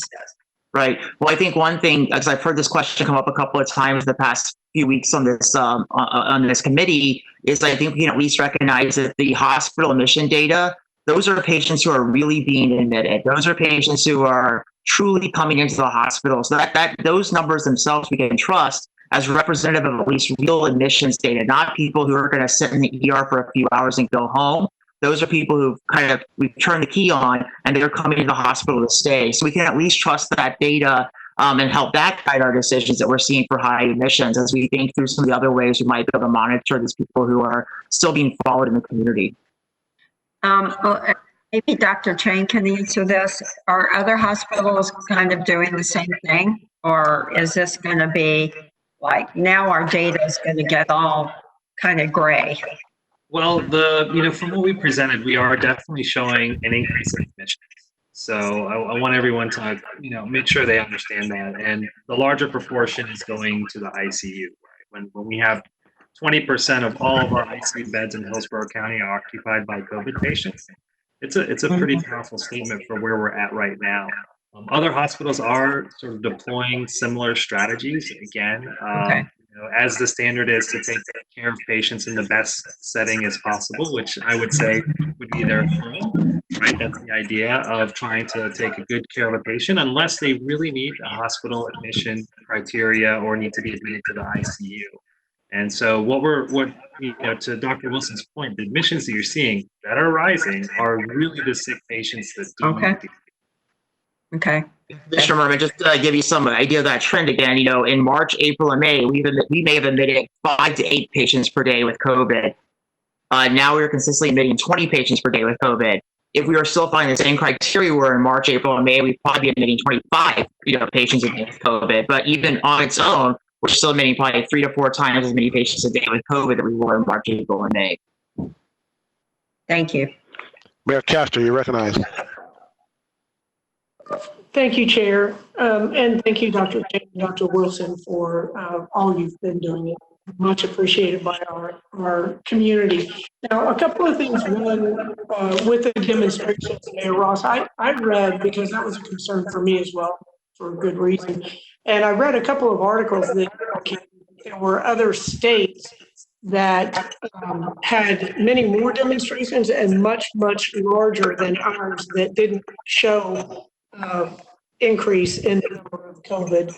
Of course, there's no scientific data that I know of. I'm just convinced that the opening of the bars was not a good move, despite the need for taking care of those small businesses.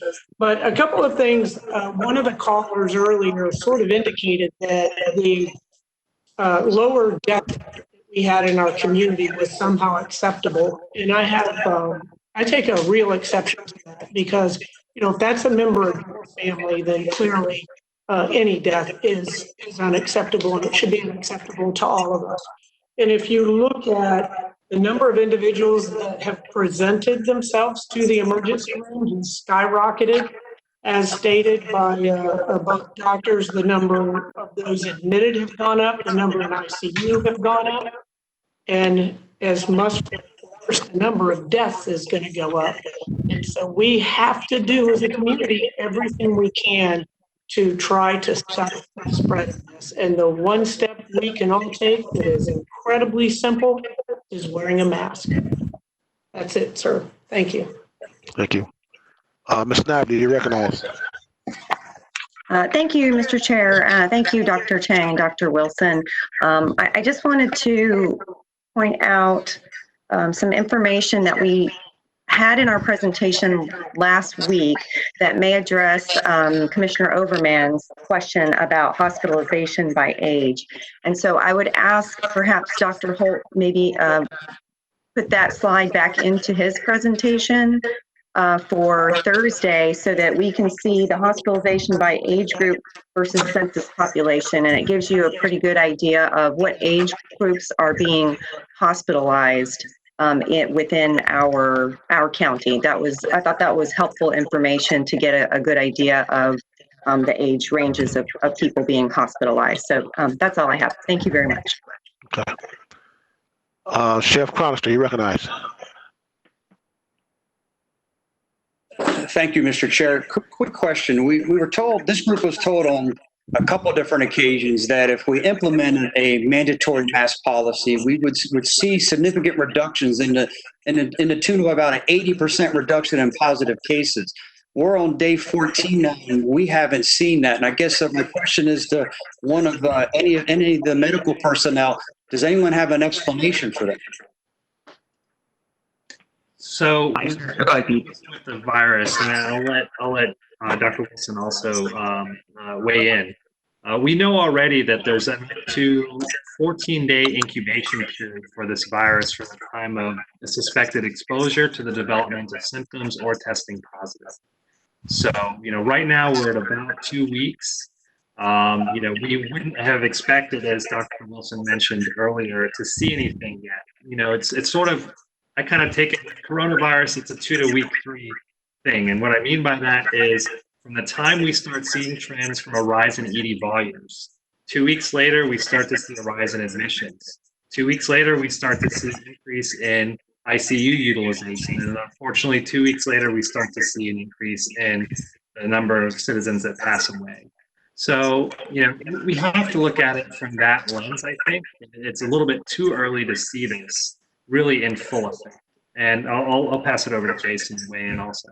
Sure, thanks, Dr. Chang. So usually I am the data guy, but I'm actually going to give you an anecdote because I just spent the last 4 days working clinically. So that's sort of what happens when doctors work clinically.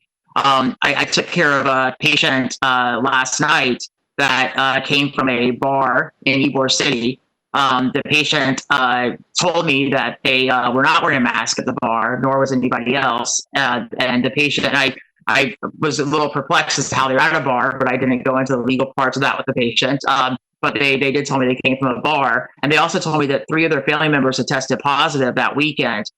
They felt fine, but they lived with the 3 family members, so they wanted to go to the bar. So they were at the bar last night and had an associated injury at the bar. So just to give you some color as to anecdotally about why we might still be seeing some spread, there you go. Okay. Commissioner Merman, you recognize. I'll take my hand down. Sorry. Okay. Dr. Chang and Dr. Wilson, thank you very much for your presentation. We truly appreciate you being with us today. Thank you very much.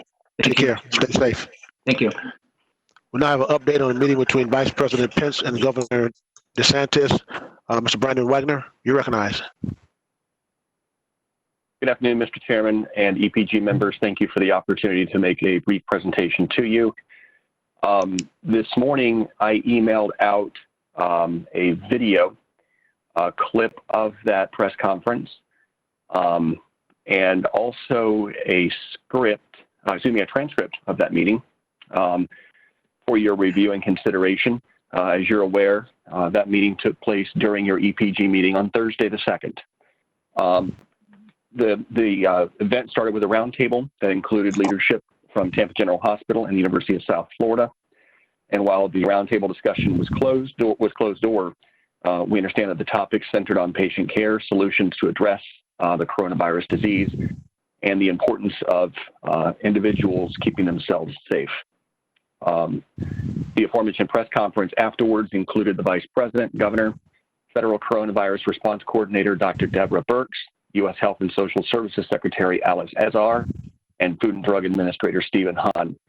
To briefly summarize, the governor reported that Florida has vastly expanded testing, that the median age of individuals testing positive has decreased, that seniors remain the most vulnerable population, and that there are now 12 COVID-only nursing homes statewide with 750 dedicated beds.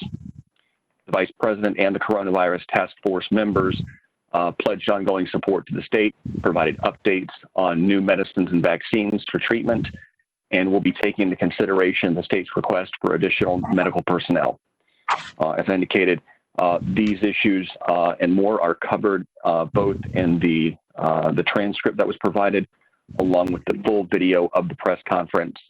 With that, Mr. Chairman, that concludes my report. Happy to answer any questions.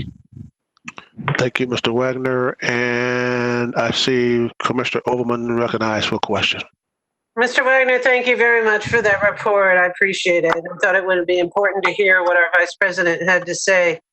And in the transcript of just for the public's consumption, the Vice President actually said, if all of us will put into practice the guidance from state and local officials, which is wash your hands, practice good hygiene, wear a mask when it's indicated by local officials, or wear a mask when you can't social distance, we know that we can do what Florida did for so many months, what other impacted did around the country to slow the spread.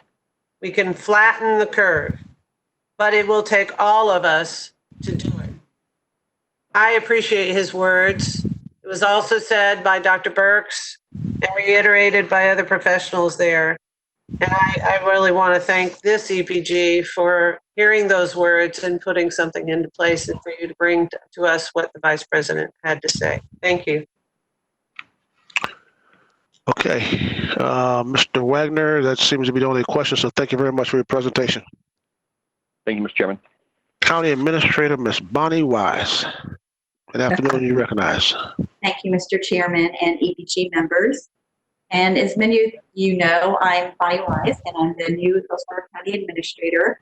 And although today is official day 6 in this position, I've been with the county over 9 years and have been participating with the emergency management team and other staff regarding EPG matters, so I'm very familiar with the issues. Today I'm going to provide you with an update regarding the various support activities that staff is providing. However, they're also here for questions. Although you may only see some of the staff at these EPG members, I want to assure you that the various staff from many jurisdictions are behind the scenes spending a lot of time helping to prepare for these meetings and to provide you with the information that you request. In an effort to be as responsive as possible, if you have any requests for us, please feel free to share it with us in advance so we can provide that information for you at an upcoming EPG meeting.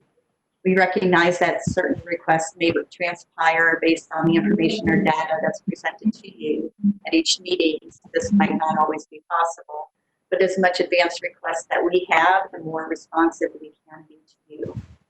The other item that you might want to consider today or in the future is to have one meeting per week to help staff preserve time as we are also preparing for hurricane season and other duties. Of course, if you do so, we can go back to twice a week if the situation warrants. I wanted to give you an update regarding the dashboard that we have previously discussed. County departments continue to work with our partners, the Department of Health and the hospital systems, to have a COVID community dashboard up later this week. We want to ensure that this information is timely and relevant. And we're hoping to include some of the information that you saw from Dr. Chang in the county dashboard as well.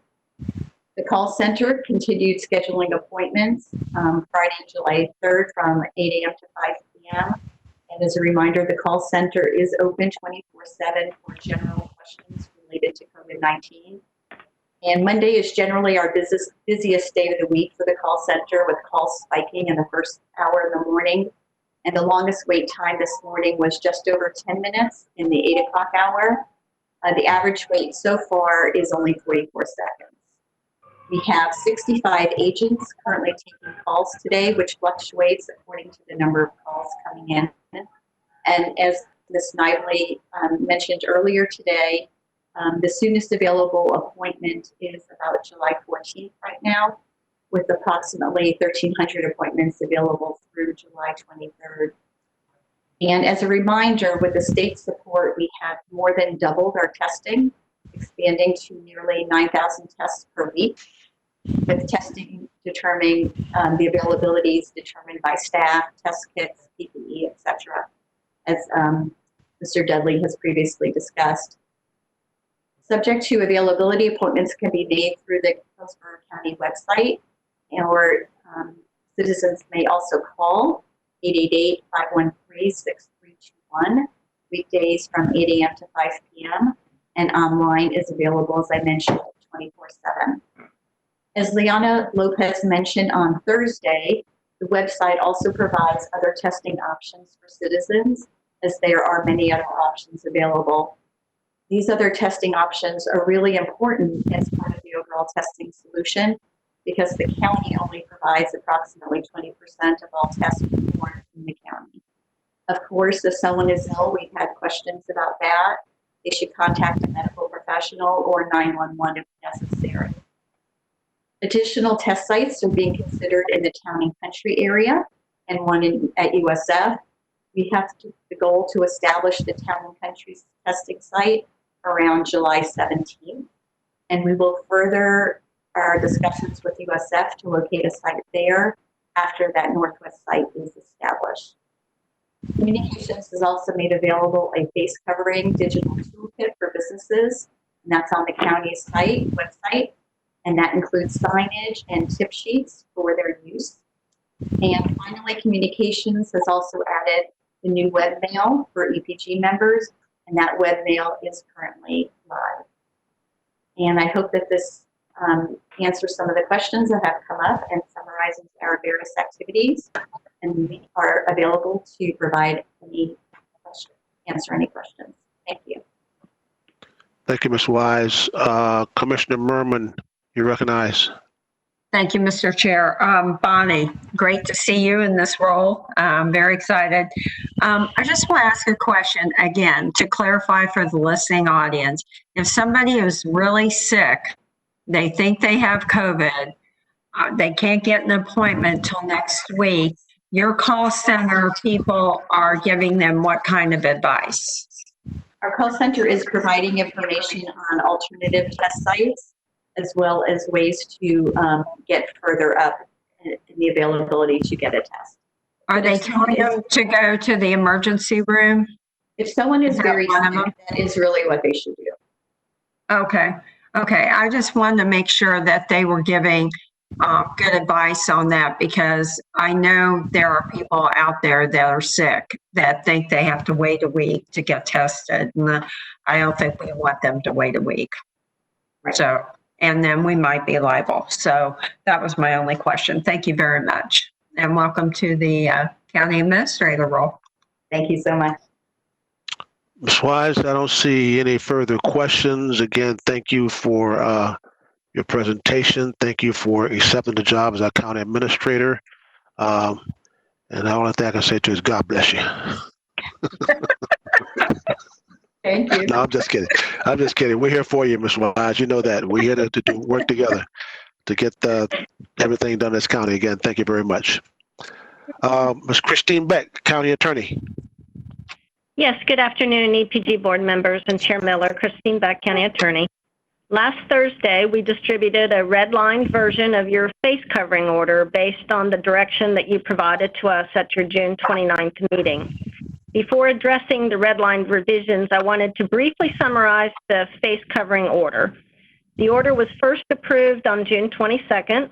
The order provided for enforcement only against businesses, and the onus was placed on businesses to seek compliance with the order as a way to mitigate impacts on law enforcement. The face covering order was approved for another 7 days on June 29th. In addition, as a result of the votes taken on June 29th, there were 3 amendments incorporated into the June 29th order. The first was that persons under 8, as opposed to 2, was accepted in paragraph 9.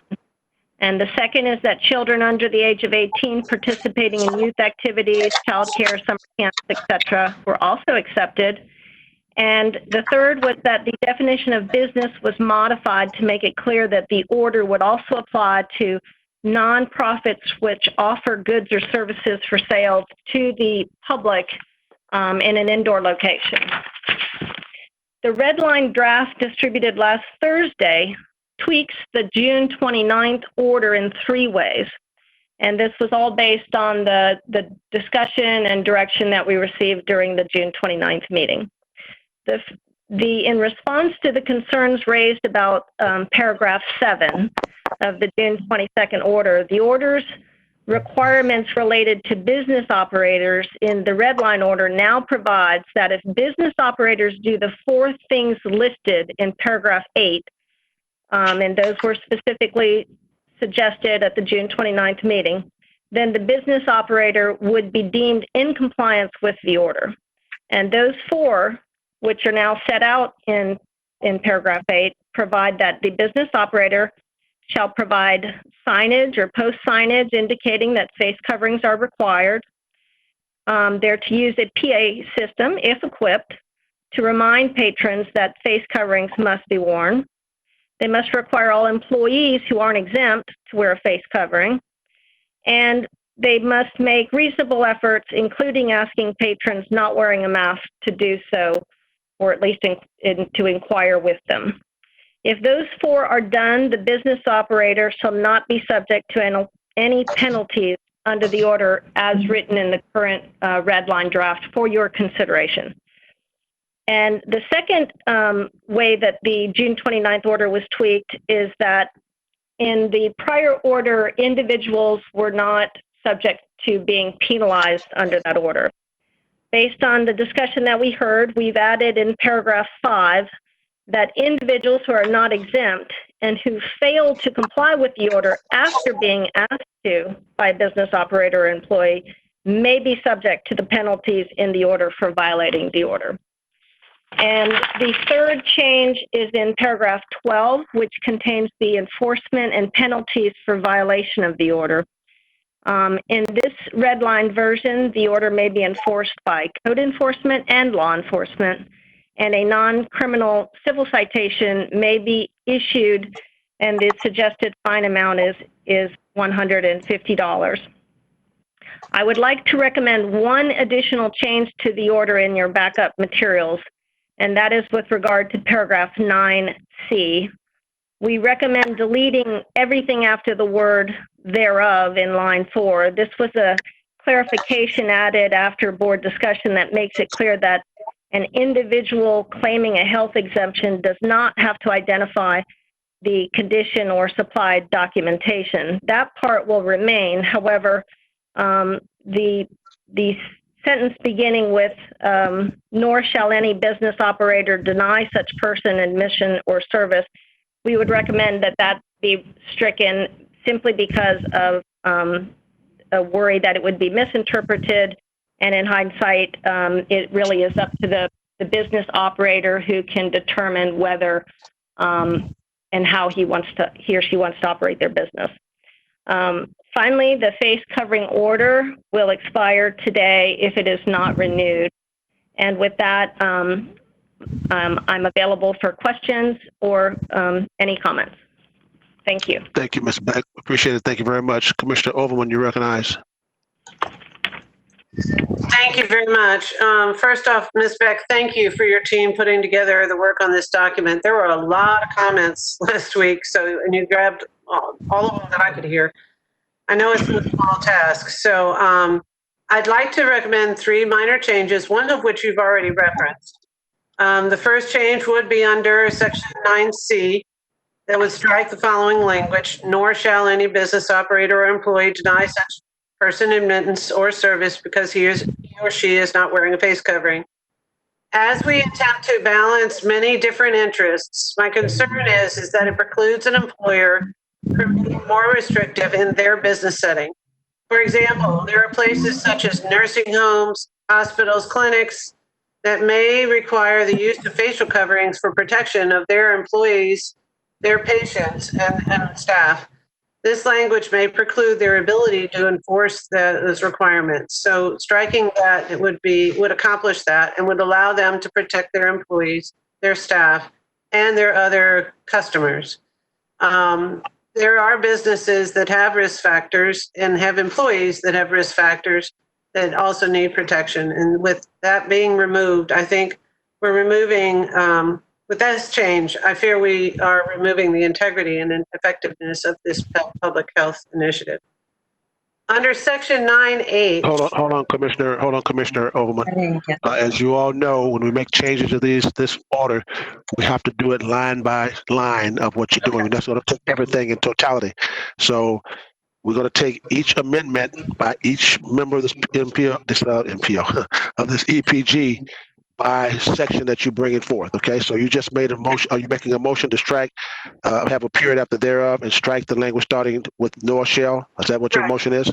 I'll restate the motion. I move that under Section 9C, strike the following language after thereof that says, nor shall any business operator or employee deny such person admittance or service because he or she is not wearing a face covering. Is there a second to the motion? Is there a second to the motion? Is there a second to the motion? And this is the language that was recommended by Ms. Beck. Is there a second? I'll second for a question. Okay, there's a motion by Commissioner Overman, second by Commissioner Merman. Commissioner Merman, you have a question to the motion. Thank you. And it'll depend on the answer to this, whether I support it or not. But, okay, so I'm looking at the language in 9C right now. It says persons for whom a face covering would cause impairment due to an existing health condition. No business operator or employee shall ask a person not wearing a face covering pursuant to this exemption to identify a specific health condition or supply documentation, and then thereof. And you want to delete everything after thereof. Is that correct, Commissioner? Yes, that is correct. All the other sentences stay in place. The only thing it does is to allow the business operator to refuse service inside their business at that location. They can offer them services in any other way, but this allows them to say, I'm sorry, you're not wearing a mask, i.e., no shoes, no shirt, no mask, no service. And there are lots of businesses that have chosen to stay open that way. And by having that sentence there, it may preclude them the ability to remain open if they're unable to keep their employees safe. Okay. I'm not going to be able to support that. And I'll tell you why. I mean, it's very simple. I think businesses, they're going to ask somebody, we need to give them some latitude here on what they can do and not do. And I don't want to put any more burden on them than we already have asked them, because this has been tough for them the last couple weeks. But I just feel like allowing them to deny people's admittance, and they're struggling right now with jobs and trying to make ends meet. I feel like this, at this point, I like it the way it is in 9C, and I don't want to make any other changes. So you withdrawing your second to the motion? I am. Thank you. Okay. There's a motion on the floor by Commissioner Overman. Is there a second? Is there a second to the motion? Is there a second? Motion dies for lack of a second. No, Chief Castor, I'm sorry, Mayor Castor, I second. I'm sorry, I couldn't get my mute off. Regardless if there's going to be support for this or not, members can still refuse someone, allow them. Exactly. Business. So I agree with it, Commissioner Overman. I would support it, but even if it isn't taken out, business can still deny someone coming into their business. Okay. Ms. Snively, you recognize. Thank you, Mr. Chair. I would be concerned that this could be discriminatory to those who may have a disability. No shoes, no shirt, no service is a lot different than having a medical disability and telling a person or requiring them to leave the business because of a disability. So I would not be able to support the removal of that as well. Thank you. May I ask? Hold on. Okay. Commissioner Merman, you recognize. Oh, I've got to take my hand down. Sorry. Okay. Commissioner Overman, you recognize. May I ask Ms. Beck to address Ms. Snively's concerns? Yes, Mr. Chair, if I might. Yes, ma'am. This would not prohibit a business owner from allowing takeout or delivery. I think there's flexibility. It's really just designed to allow if it's removed, it would simply allow the business operator to have more latitude in making decisions for the business. And I don't know if Jenny Tarr is on the line, if you want to add anything to that, Jenny, if I left anything out. Ms. Tarr, you recognize. Oh, thank you, Commissioner. Christine, I think you covered the issue perfectly, and that's exactly what the law would provide. Okay. We have a motion to amend from Commissioner Overman, second by Mayor Castor. Seeing no further discussion on the amendment to the motion, to the amendment to the ordinance, please call the roll. Miller? Yes. Overman? Yes. Merman? No. Cronister? No. Castor? Yes. Ross? No. Lott? No. Snively? No. Motion failed, 3-5. Merman, Cronister, Ross, Lott, and Snively voted no. Commissioner Overman, you recognize. Thank you, sir. Thank you, Chair. The second area that I'd like to consider changing is under section 9H. That change, it would read persons eating and drinking while seated. The guidelines have been basically for restaurants and other establishments to be able to eat and drink without masks on. But it also, in order to maintain social distancing guidelines that are in establishments, had recommended while seated. Our document doesn't include that, so the only change I would recommend at this point would be under section 9H, change the language to now read persons eating and drinking while seated. And that's my motion. So you're gonna have it will read persons eating or drinking and take out the semicolon and say while seating and then have a semicolon? My copy didn't have while seated, so if it's. I know that, but I'm reading to you what you I'm trying to get back to what you want to have on there.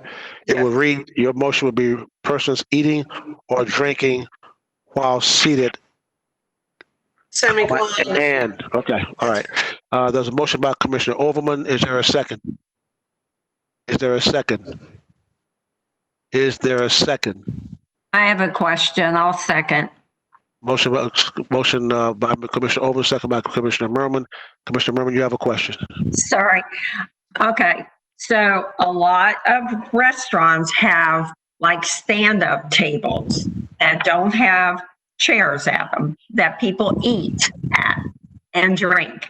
So I don't know how you can change it to accommodate for that. I think it's just each particular restaurant has their own little peculiar layout and furniture the way they want it, especially restaurants that have bars. Remember, now you can, the bars that have over 50% food can be open. So how do we accommodate for that? Christine Beck. Ms. Beck, you recognize. Yes, Commissioner Merman, I think what Commissioner Overman is getting at is the Department of Business and Professional Regulations most recent order required patrons to be seated while being served in a restaurant. Most of the orders just say while eating and drinking. I have not seen another order that actually includes the while seated, but it is a legal option.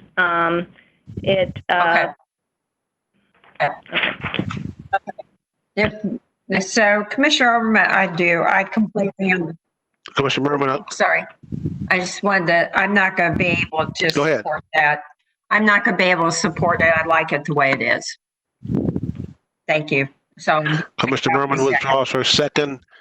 Is there a second to the motion? Is there a second to the motion? Is there a second to the motion? Motion dies for lack of a second. Commissioner Overman, you recognize. Thank you, Chair. I'll try one more time. Under Section 9I, I make a motion to change the language to read, children under the age of 18 participating in private, public, or nonprofit organized youth activities, including youth sport teams and leagues, youth clubs and programs, childcare, summer camps, and youth recreation camps, provided that all activities are adhering to CDC and Hillsborough County guidelines, in addition to any applicable federal, state, and local regulations. And that's the end of the modification. I'd like to follow up with one item. We spent several weeks coming together with guidelines for these organizations to operate. We don't make reference to it in this language. And just to be clear, it still holds those organizations to the guidelines that are recommended by the CDC and Hillsborough County. And so that's why I wanted to have it added to the language. Those rules still exist, but it just makes sure that it's very clear. Is there a second to the motion? Is there a second to the motion?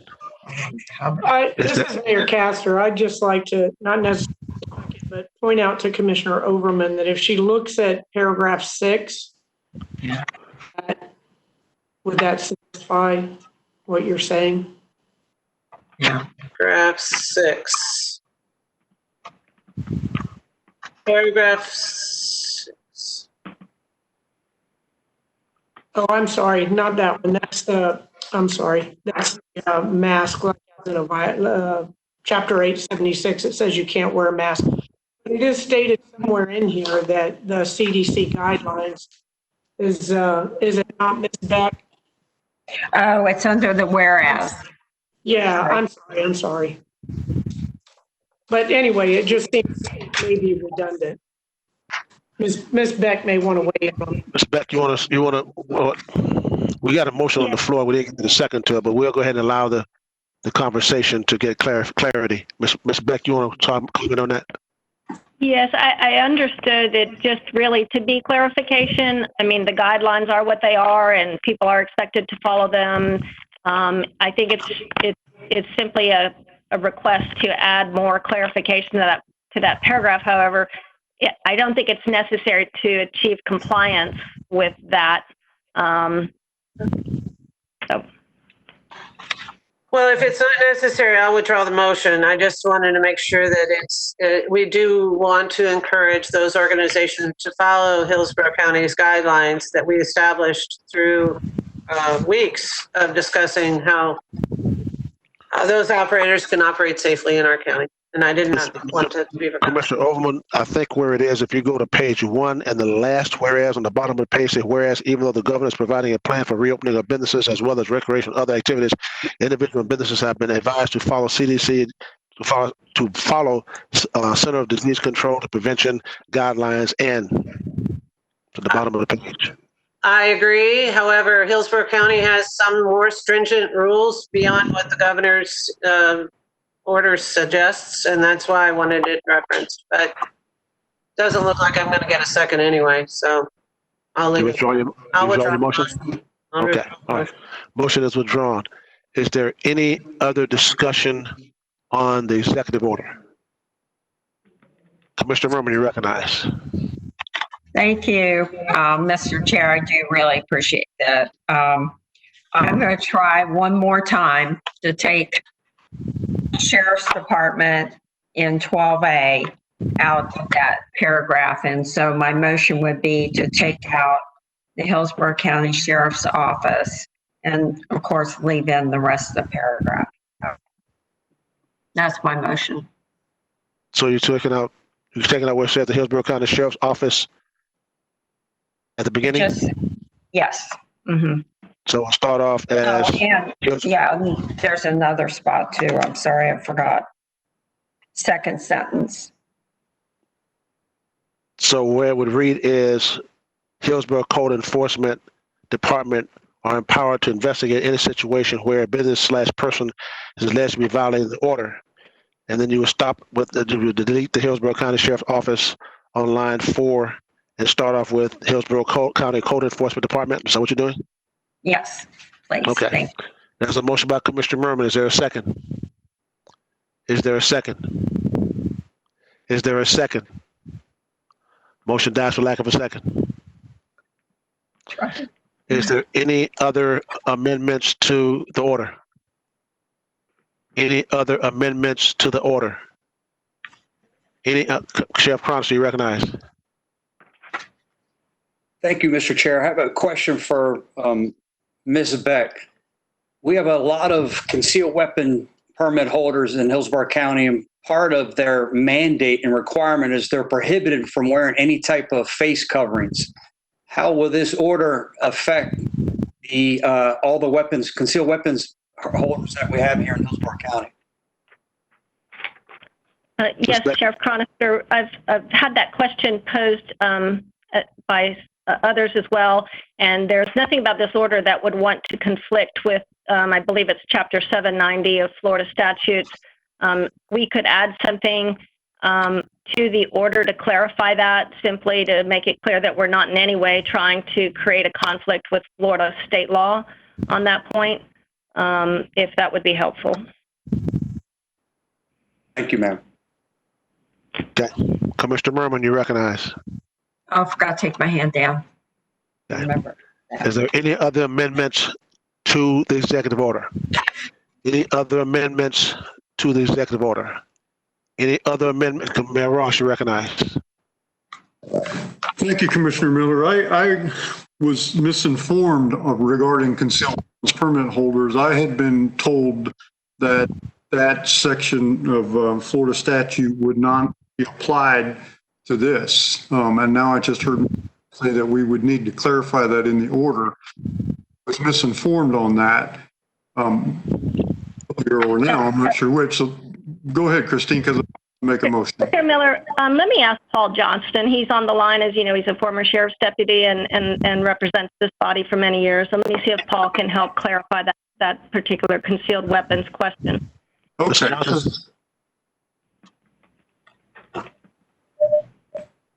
Good afternoon, board members. I have not seen anything in 79006 concerning the concealed carry statute that prohibits the wearing of a face mask for health purposes. I'm not sure where, maybe Sheriff Cronister can point me to where it is he's talking about in there. I can send it to you, Minister Johnson. It's in there saying that part of their agreement is where they can carry and where they're not permitted to carry. It's also in there where they're prohibited from wearing any type of facial covering if they're going to conceal a weapon. I'd appreciate it if you would send that to me. Okay, sir. Yes, sir. I'd like to make a motion that we direct the county attorney to include a paragraph or a section in this order stating that intent of this order to, well, I need help with the language, Christine. I'm trying to make, we don't impede the civil or concealed weapons permit holders. Yes, I understand the concerns, and I think we could easily add something to the order, specifically with regard to Chapter 90, 790, to make it clear that this order is not intending to in any way alter any rights of concealed carry permit holders or to be in conflict with that statute. And then after we've seen the language that's being referenced, if there's anything more we would need to do, we could always bring that back to the body for further direction. Okay, and so how would that get incorporated today? I think if you just make a motion directing us to add a paragraph clarifying that this order is not intended to in any way conflict with Chapter 790 of Florida statutes and concealed carry weapon permit holders, we could add that. Okay, Mr. Chair, I make a motion containing the language just described by Ms. Beck. I'll second. There's a motion by Mayor Ross, second by Commissioner Merman. Let me ask a question here. So if we pass this, if a person goes into a business and they don't wear a mask and the owners of that business ask them to wear a mask and they say, I have a concealed weapons permit, I should not wear a mask, that will go?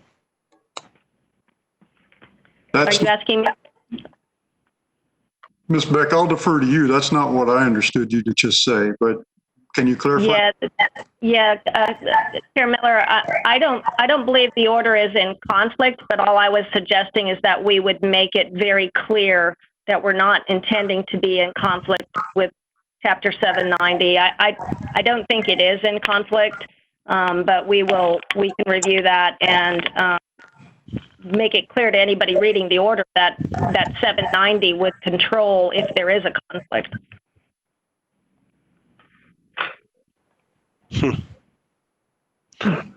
Okay. Mayor Castor, you recognize. Thank you, Chair. Why don't we check with the state? I can't imagine that this hasn't come up before. I'm with you, Chair Miller. It sounds like someone could just say, I have a concealed weapons permit and therefore don't have to wear the mask. I'm sure we're not the ones that have dealt with this on the state level. That's a comment and a question. Commissioner Overman, you recognize. Thank you. I hear the concern, and I do respect those that have concealed weapons permits, but aren't they required to carry them on them, and they should be able to show it and have it be a non-issue? That's the whole idea of a permit, right? Unlike the other issues associated with disability or health crisis or health circumstances that is under protected information under HIPAA, a concealed weapon permit isn't offered protection under HIPAA. So if it doesn't preclude someone that is allowed to carry a weapon, I'm not sure it's necessary. But if it does permit a business owner to accept the reason not wearing a mask because someone has a concealed weapons permit, then all they have to do is show the permit, right? Is that how that would work? Who wants to answer that? This is Mayor Castor. I'll dive in with this. I think the point that we're trying to get to here is that individuals should wear a mask and capable of doing so or have a disability, not to include individuals who have a concealed weapons permit in the mask wearing category. Or am I out on an island here?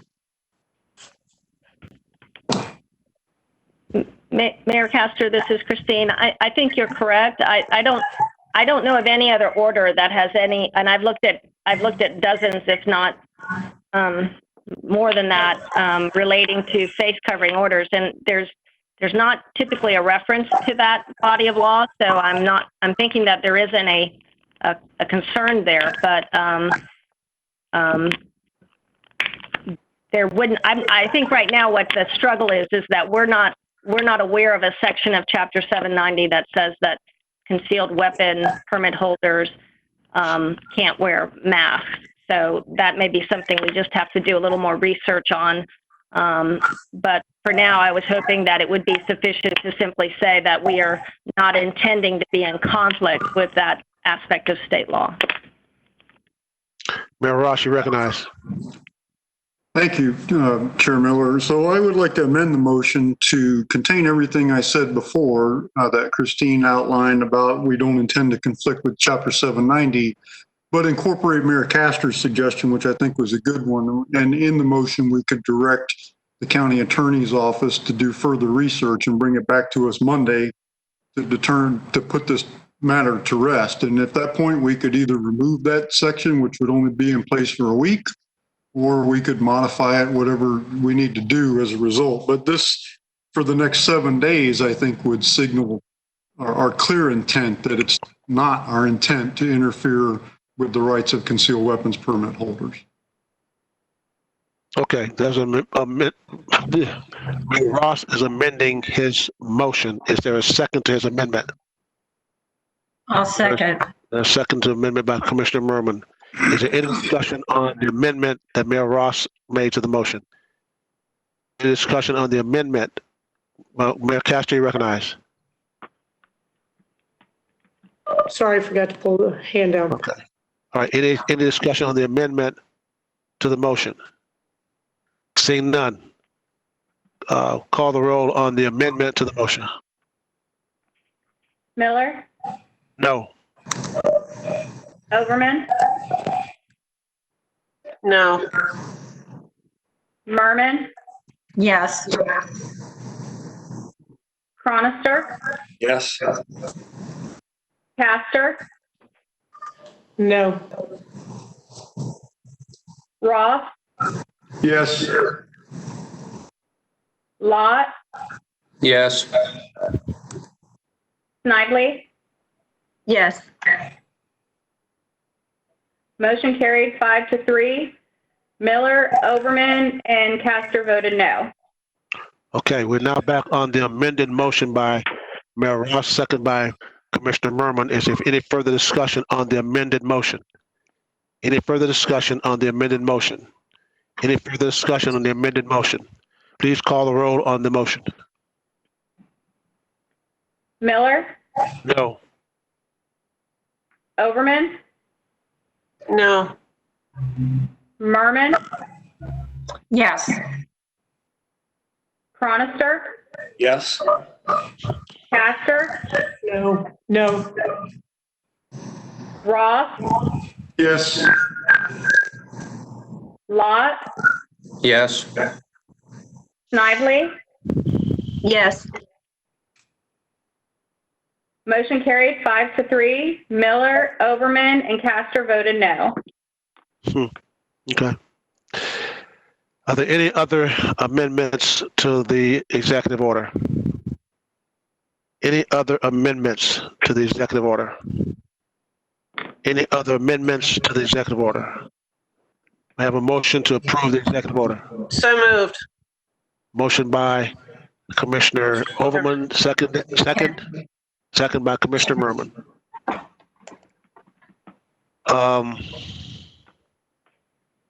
That last amendment gave me some real consternation. Seriously, I thought we had a decent agreement on the executive order, and then we added that to it without getting any clarification before we added it. That really gave me some consternation. Call the motion on the amendment, on the order. I'm sorry. Miller? Yes. Overman? Yes. Merman? Yes. Cronister? No. Pastor? Yes. Ross? Yes. Lott? No. Snively? No. Motion carries 5-3. Cronister, Lott, and Snively voted no.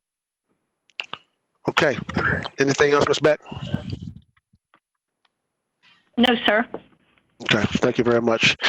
Is there anything else we need to discuss today from the EPG members? Ms. Snively, you recognize. Thank you, Mr. Chair. I just wanted to address one of the public comments, if you'll allow me, with regard to the school district and some of the decisions that are being made. And since they impact so many families in our county, I hope you'll allow me to take a moment to address that, sir. You recognize. Thank you, sir. So the part of the comment, I think, was a parent who had concerns about the reopening of school in August. And there are many parents and faculty members who have concerns about the Model A, which is assuming that the plan would be Plan A, the traditional plan, giving our families three different options, one option being returning to the classroom as in a traditional sense, the second option being doing distance learning like they did the last 9 weeks, like we did the last 9 weeks of school, or choosing virtual school, Hillsborough virtual school, or Florida virtual school. And so I just wanted to, address the EPG members as you are possibly getting questions about this, and just put out some good information, hopefully, to the public today. And just to reassure this group that the superintendent has developed 3 different plans for reopening schools, depending on the various COVID scenarios that could exist. We don't know exactly what's going to happen with the COVID cases and what the governor and the Department of Education could decide. So all of that could possibly impact the decisions. But I wanted to let this group know that the school board and the superintendent are listening to parents and staff concerns. The school district has developed a 7-page frequently asked question document that's available on the Hillsborough County Public School website on the school reopening page. So there's a whole page dedicated to reopening information and hopefully answers many questions. The superintendent met this morning with the Hillsborough County Classroom Teacher Association to hear their concerns and answer some of their questions. And also, as mentioned in public comment, there was a request for a town hall type of interactive way that parents and faculty can ask questions. And so the superintendent is planning to hold virtual public forums for he and the board to participate so that parents and teachers can ask questions and interact and get answers about their options. We're trying very diligently to get information out, but we're also trying to collect information to figure out what parents feel comfortable with, which plan they would like to choose, because obviously we have staffing concerns. The superintendent has to staff all of the school locations, and being the largest employer in the county, trying to get a handle on how many staff are going to be required to be back in the classrooms or be teaching virtually. He does have a plan to extend the declaration of intent survey that went out to parents until he can establish more information and get more information to parents publicly and virtually and interactively. So that looks like the survey is going to be extended until the 17th of July, that's July 17th, in order to collect more information and get more information out, answer more questions to address parents' concerns and faculty concerns. So just want to reassure you that the superintendent is working very diligently to get that information out and address those concerns. He did come into our school district right at the beginning of the pandemic. He's new to our district, the first superintendent in 50 years to be hired from outside of our school district. And so he is doing, in my opinion, as a school board member, he's doing a fantastic job trying to address the concerns and trying to listen to the concerns that parents have. So just to let everyone know, there are plans. It is a fluid situation.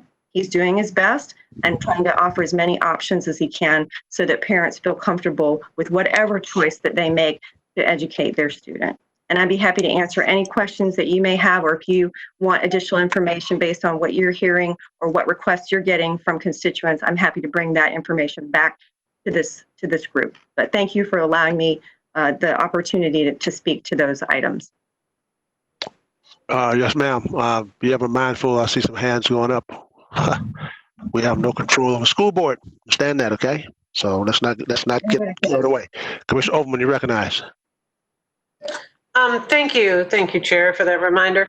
Thank you, Ms. Snively, for your report. In the survey that's sent out, my kindergartner, or 2B, hasn't gotten the survey, and I just need to go on it apparently and register him to a public school in order to find out what the plan looks like. But are you asking parents point blank? Are you choosing to send your children to the other two choices versus going there because of a mandatory or not mandatory mask decision? Because the letters I'm getting from parents that are saying, please do something, although based on what we've just heard, the EPG is limited in its ability to mandate a mask for the largest employer in Hillsborough County, which seems strange to me. But are you asking that question? Because I think you may find that if you've asked that straightforward question, you might get some really good data in how parents are making a decision. Mr. Chair, may I respond? Yes, ma'am. You recognize. Okay, thank you, Commissioner Overman. Those are great points, and I do know that is a concern for a lot of parents about mandating masks. As previously stated, originally the superintendent has chosen not to mandate masks. He's still choosing not to mandate masks at this time. I don't know if that will be his final decision, as the situation remains fluid and could change, but he is addressing some of that and some of those concerns with the parents on the school website, and he will address that throughout his virtual sessions as well. That is a question that continues to come up about being concerned about whether or not we're going to mandate masks. At this time, he is not mandating masks, but I cannot speak for him to say that he will stay with that decision or change his decision. At the end of the day, it does come down to what decision he will make as the superintendent, as the operations leader for our school district. But I know that he is attempting to address the concerns about masks. It becomes very logistically challenging to mandate a mask during school, but there are workarounds that we can still comply with CDC guidelines. So I know that probably didn't answer your question specifically, so I apologize, but that is being discussed and considered, and I know that he's going to continue to try and push information out that makes parents feel better if there is not a mandate for masks in the school. And I thank you for your response. I recognize it's difficult. My 5-year-old is learning to wear the mask, so just in case he needs to, and giving parents enough time to work with their children to learn how to adjust to the wet mask wearing. It's going to take some time. So the sooner that decision is made, one way or another, will help parents make a decision. Thank you for their work. I appreciate it. Thank you. Commissioner Merwin, you recognize. Thank you, and thank you, Ms. Snively. We're just getting flooded with emails, people wanting us to either do it or ask you to please mandate those masks. And we have no authority over the school system. I don't think we can say it enough right now. But I'm not going to ask you one way or the other, but I hope that you all will start to make statements that you are in charge of anything involving mask wearing, anything involving this virus, how it affects the kids in the classroom, everything, because we do not have that decision-making power. And so I just want people who are listening to understand that, so that they'll stop sending all the emails. Though we love to hear from them, but we can't do anything with the mandating mask in schools. And that's all I want. I also sent some information to everybody, that face mask and COVID-19. It's an evidence review that was sent to me by a physician that I know, someone in public health. It's very, very good about the evidence on the effectivity of face mask in dealing with this virus.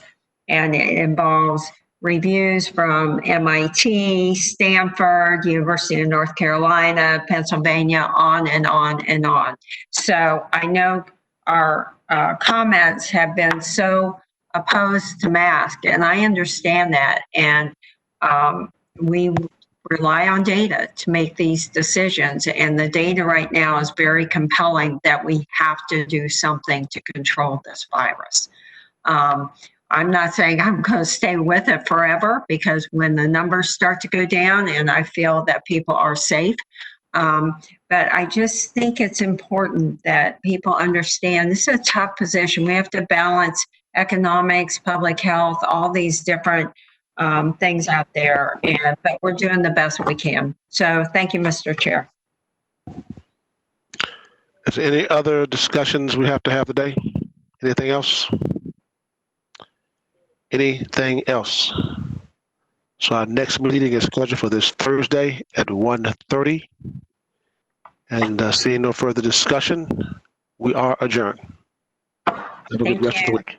Have a good day.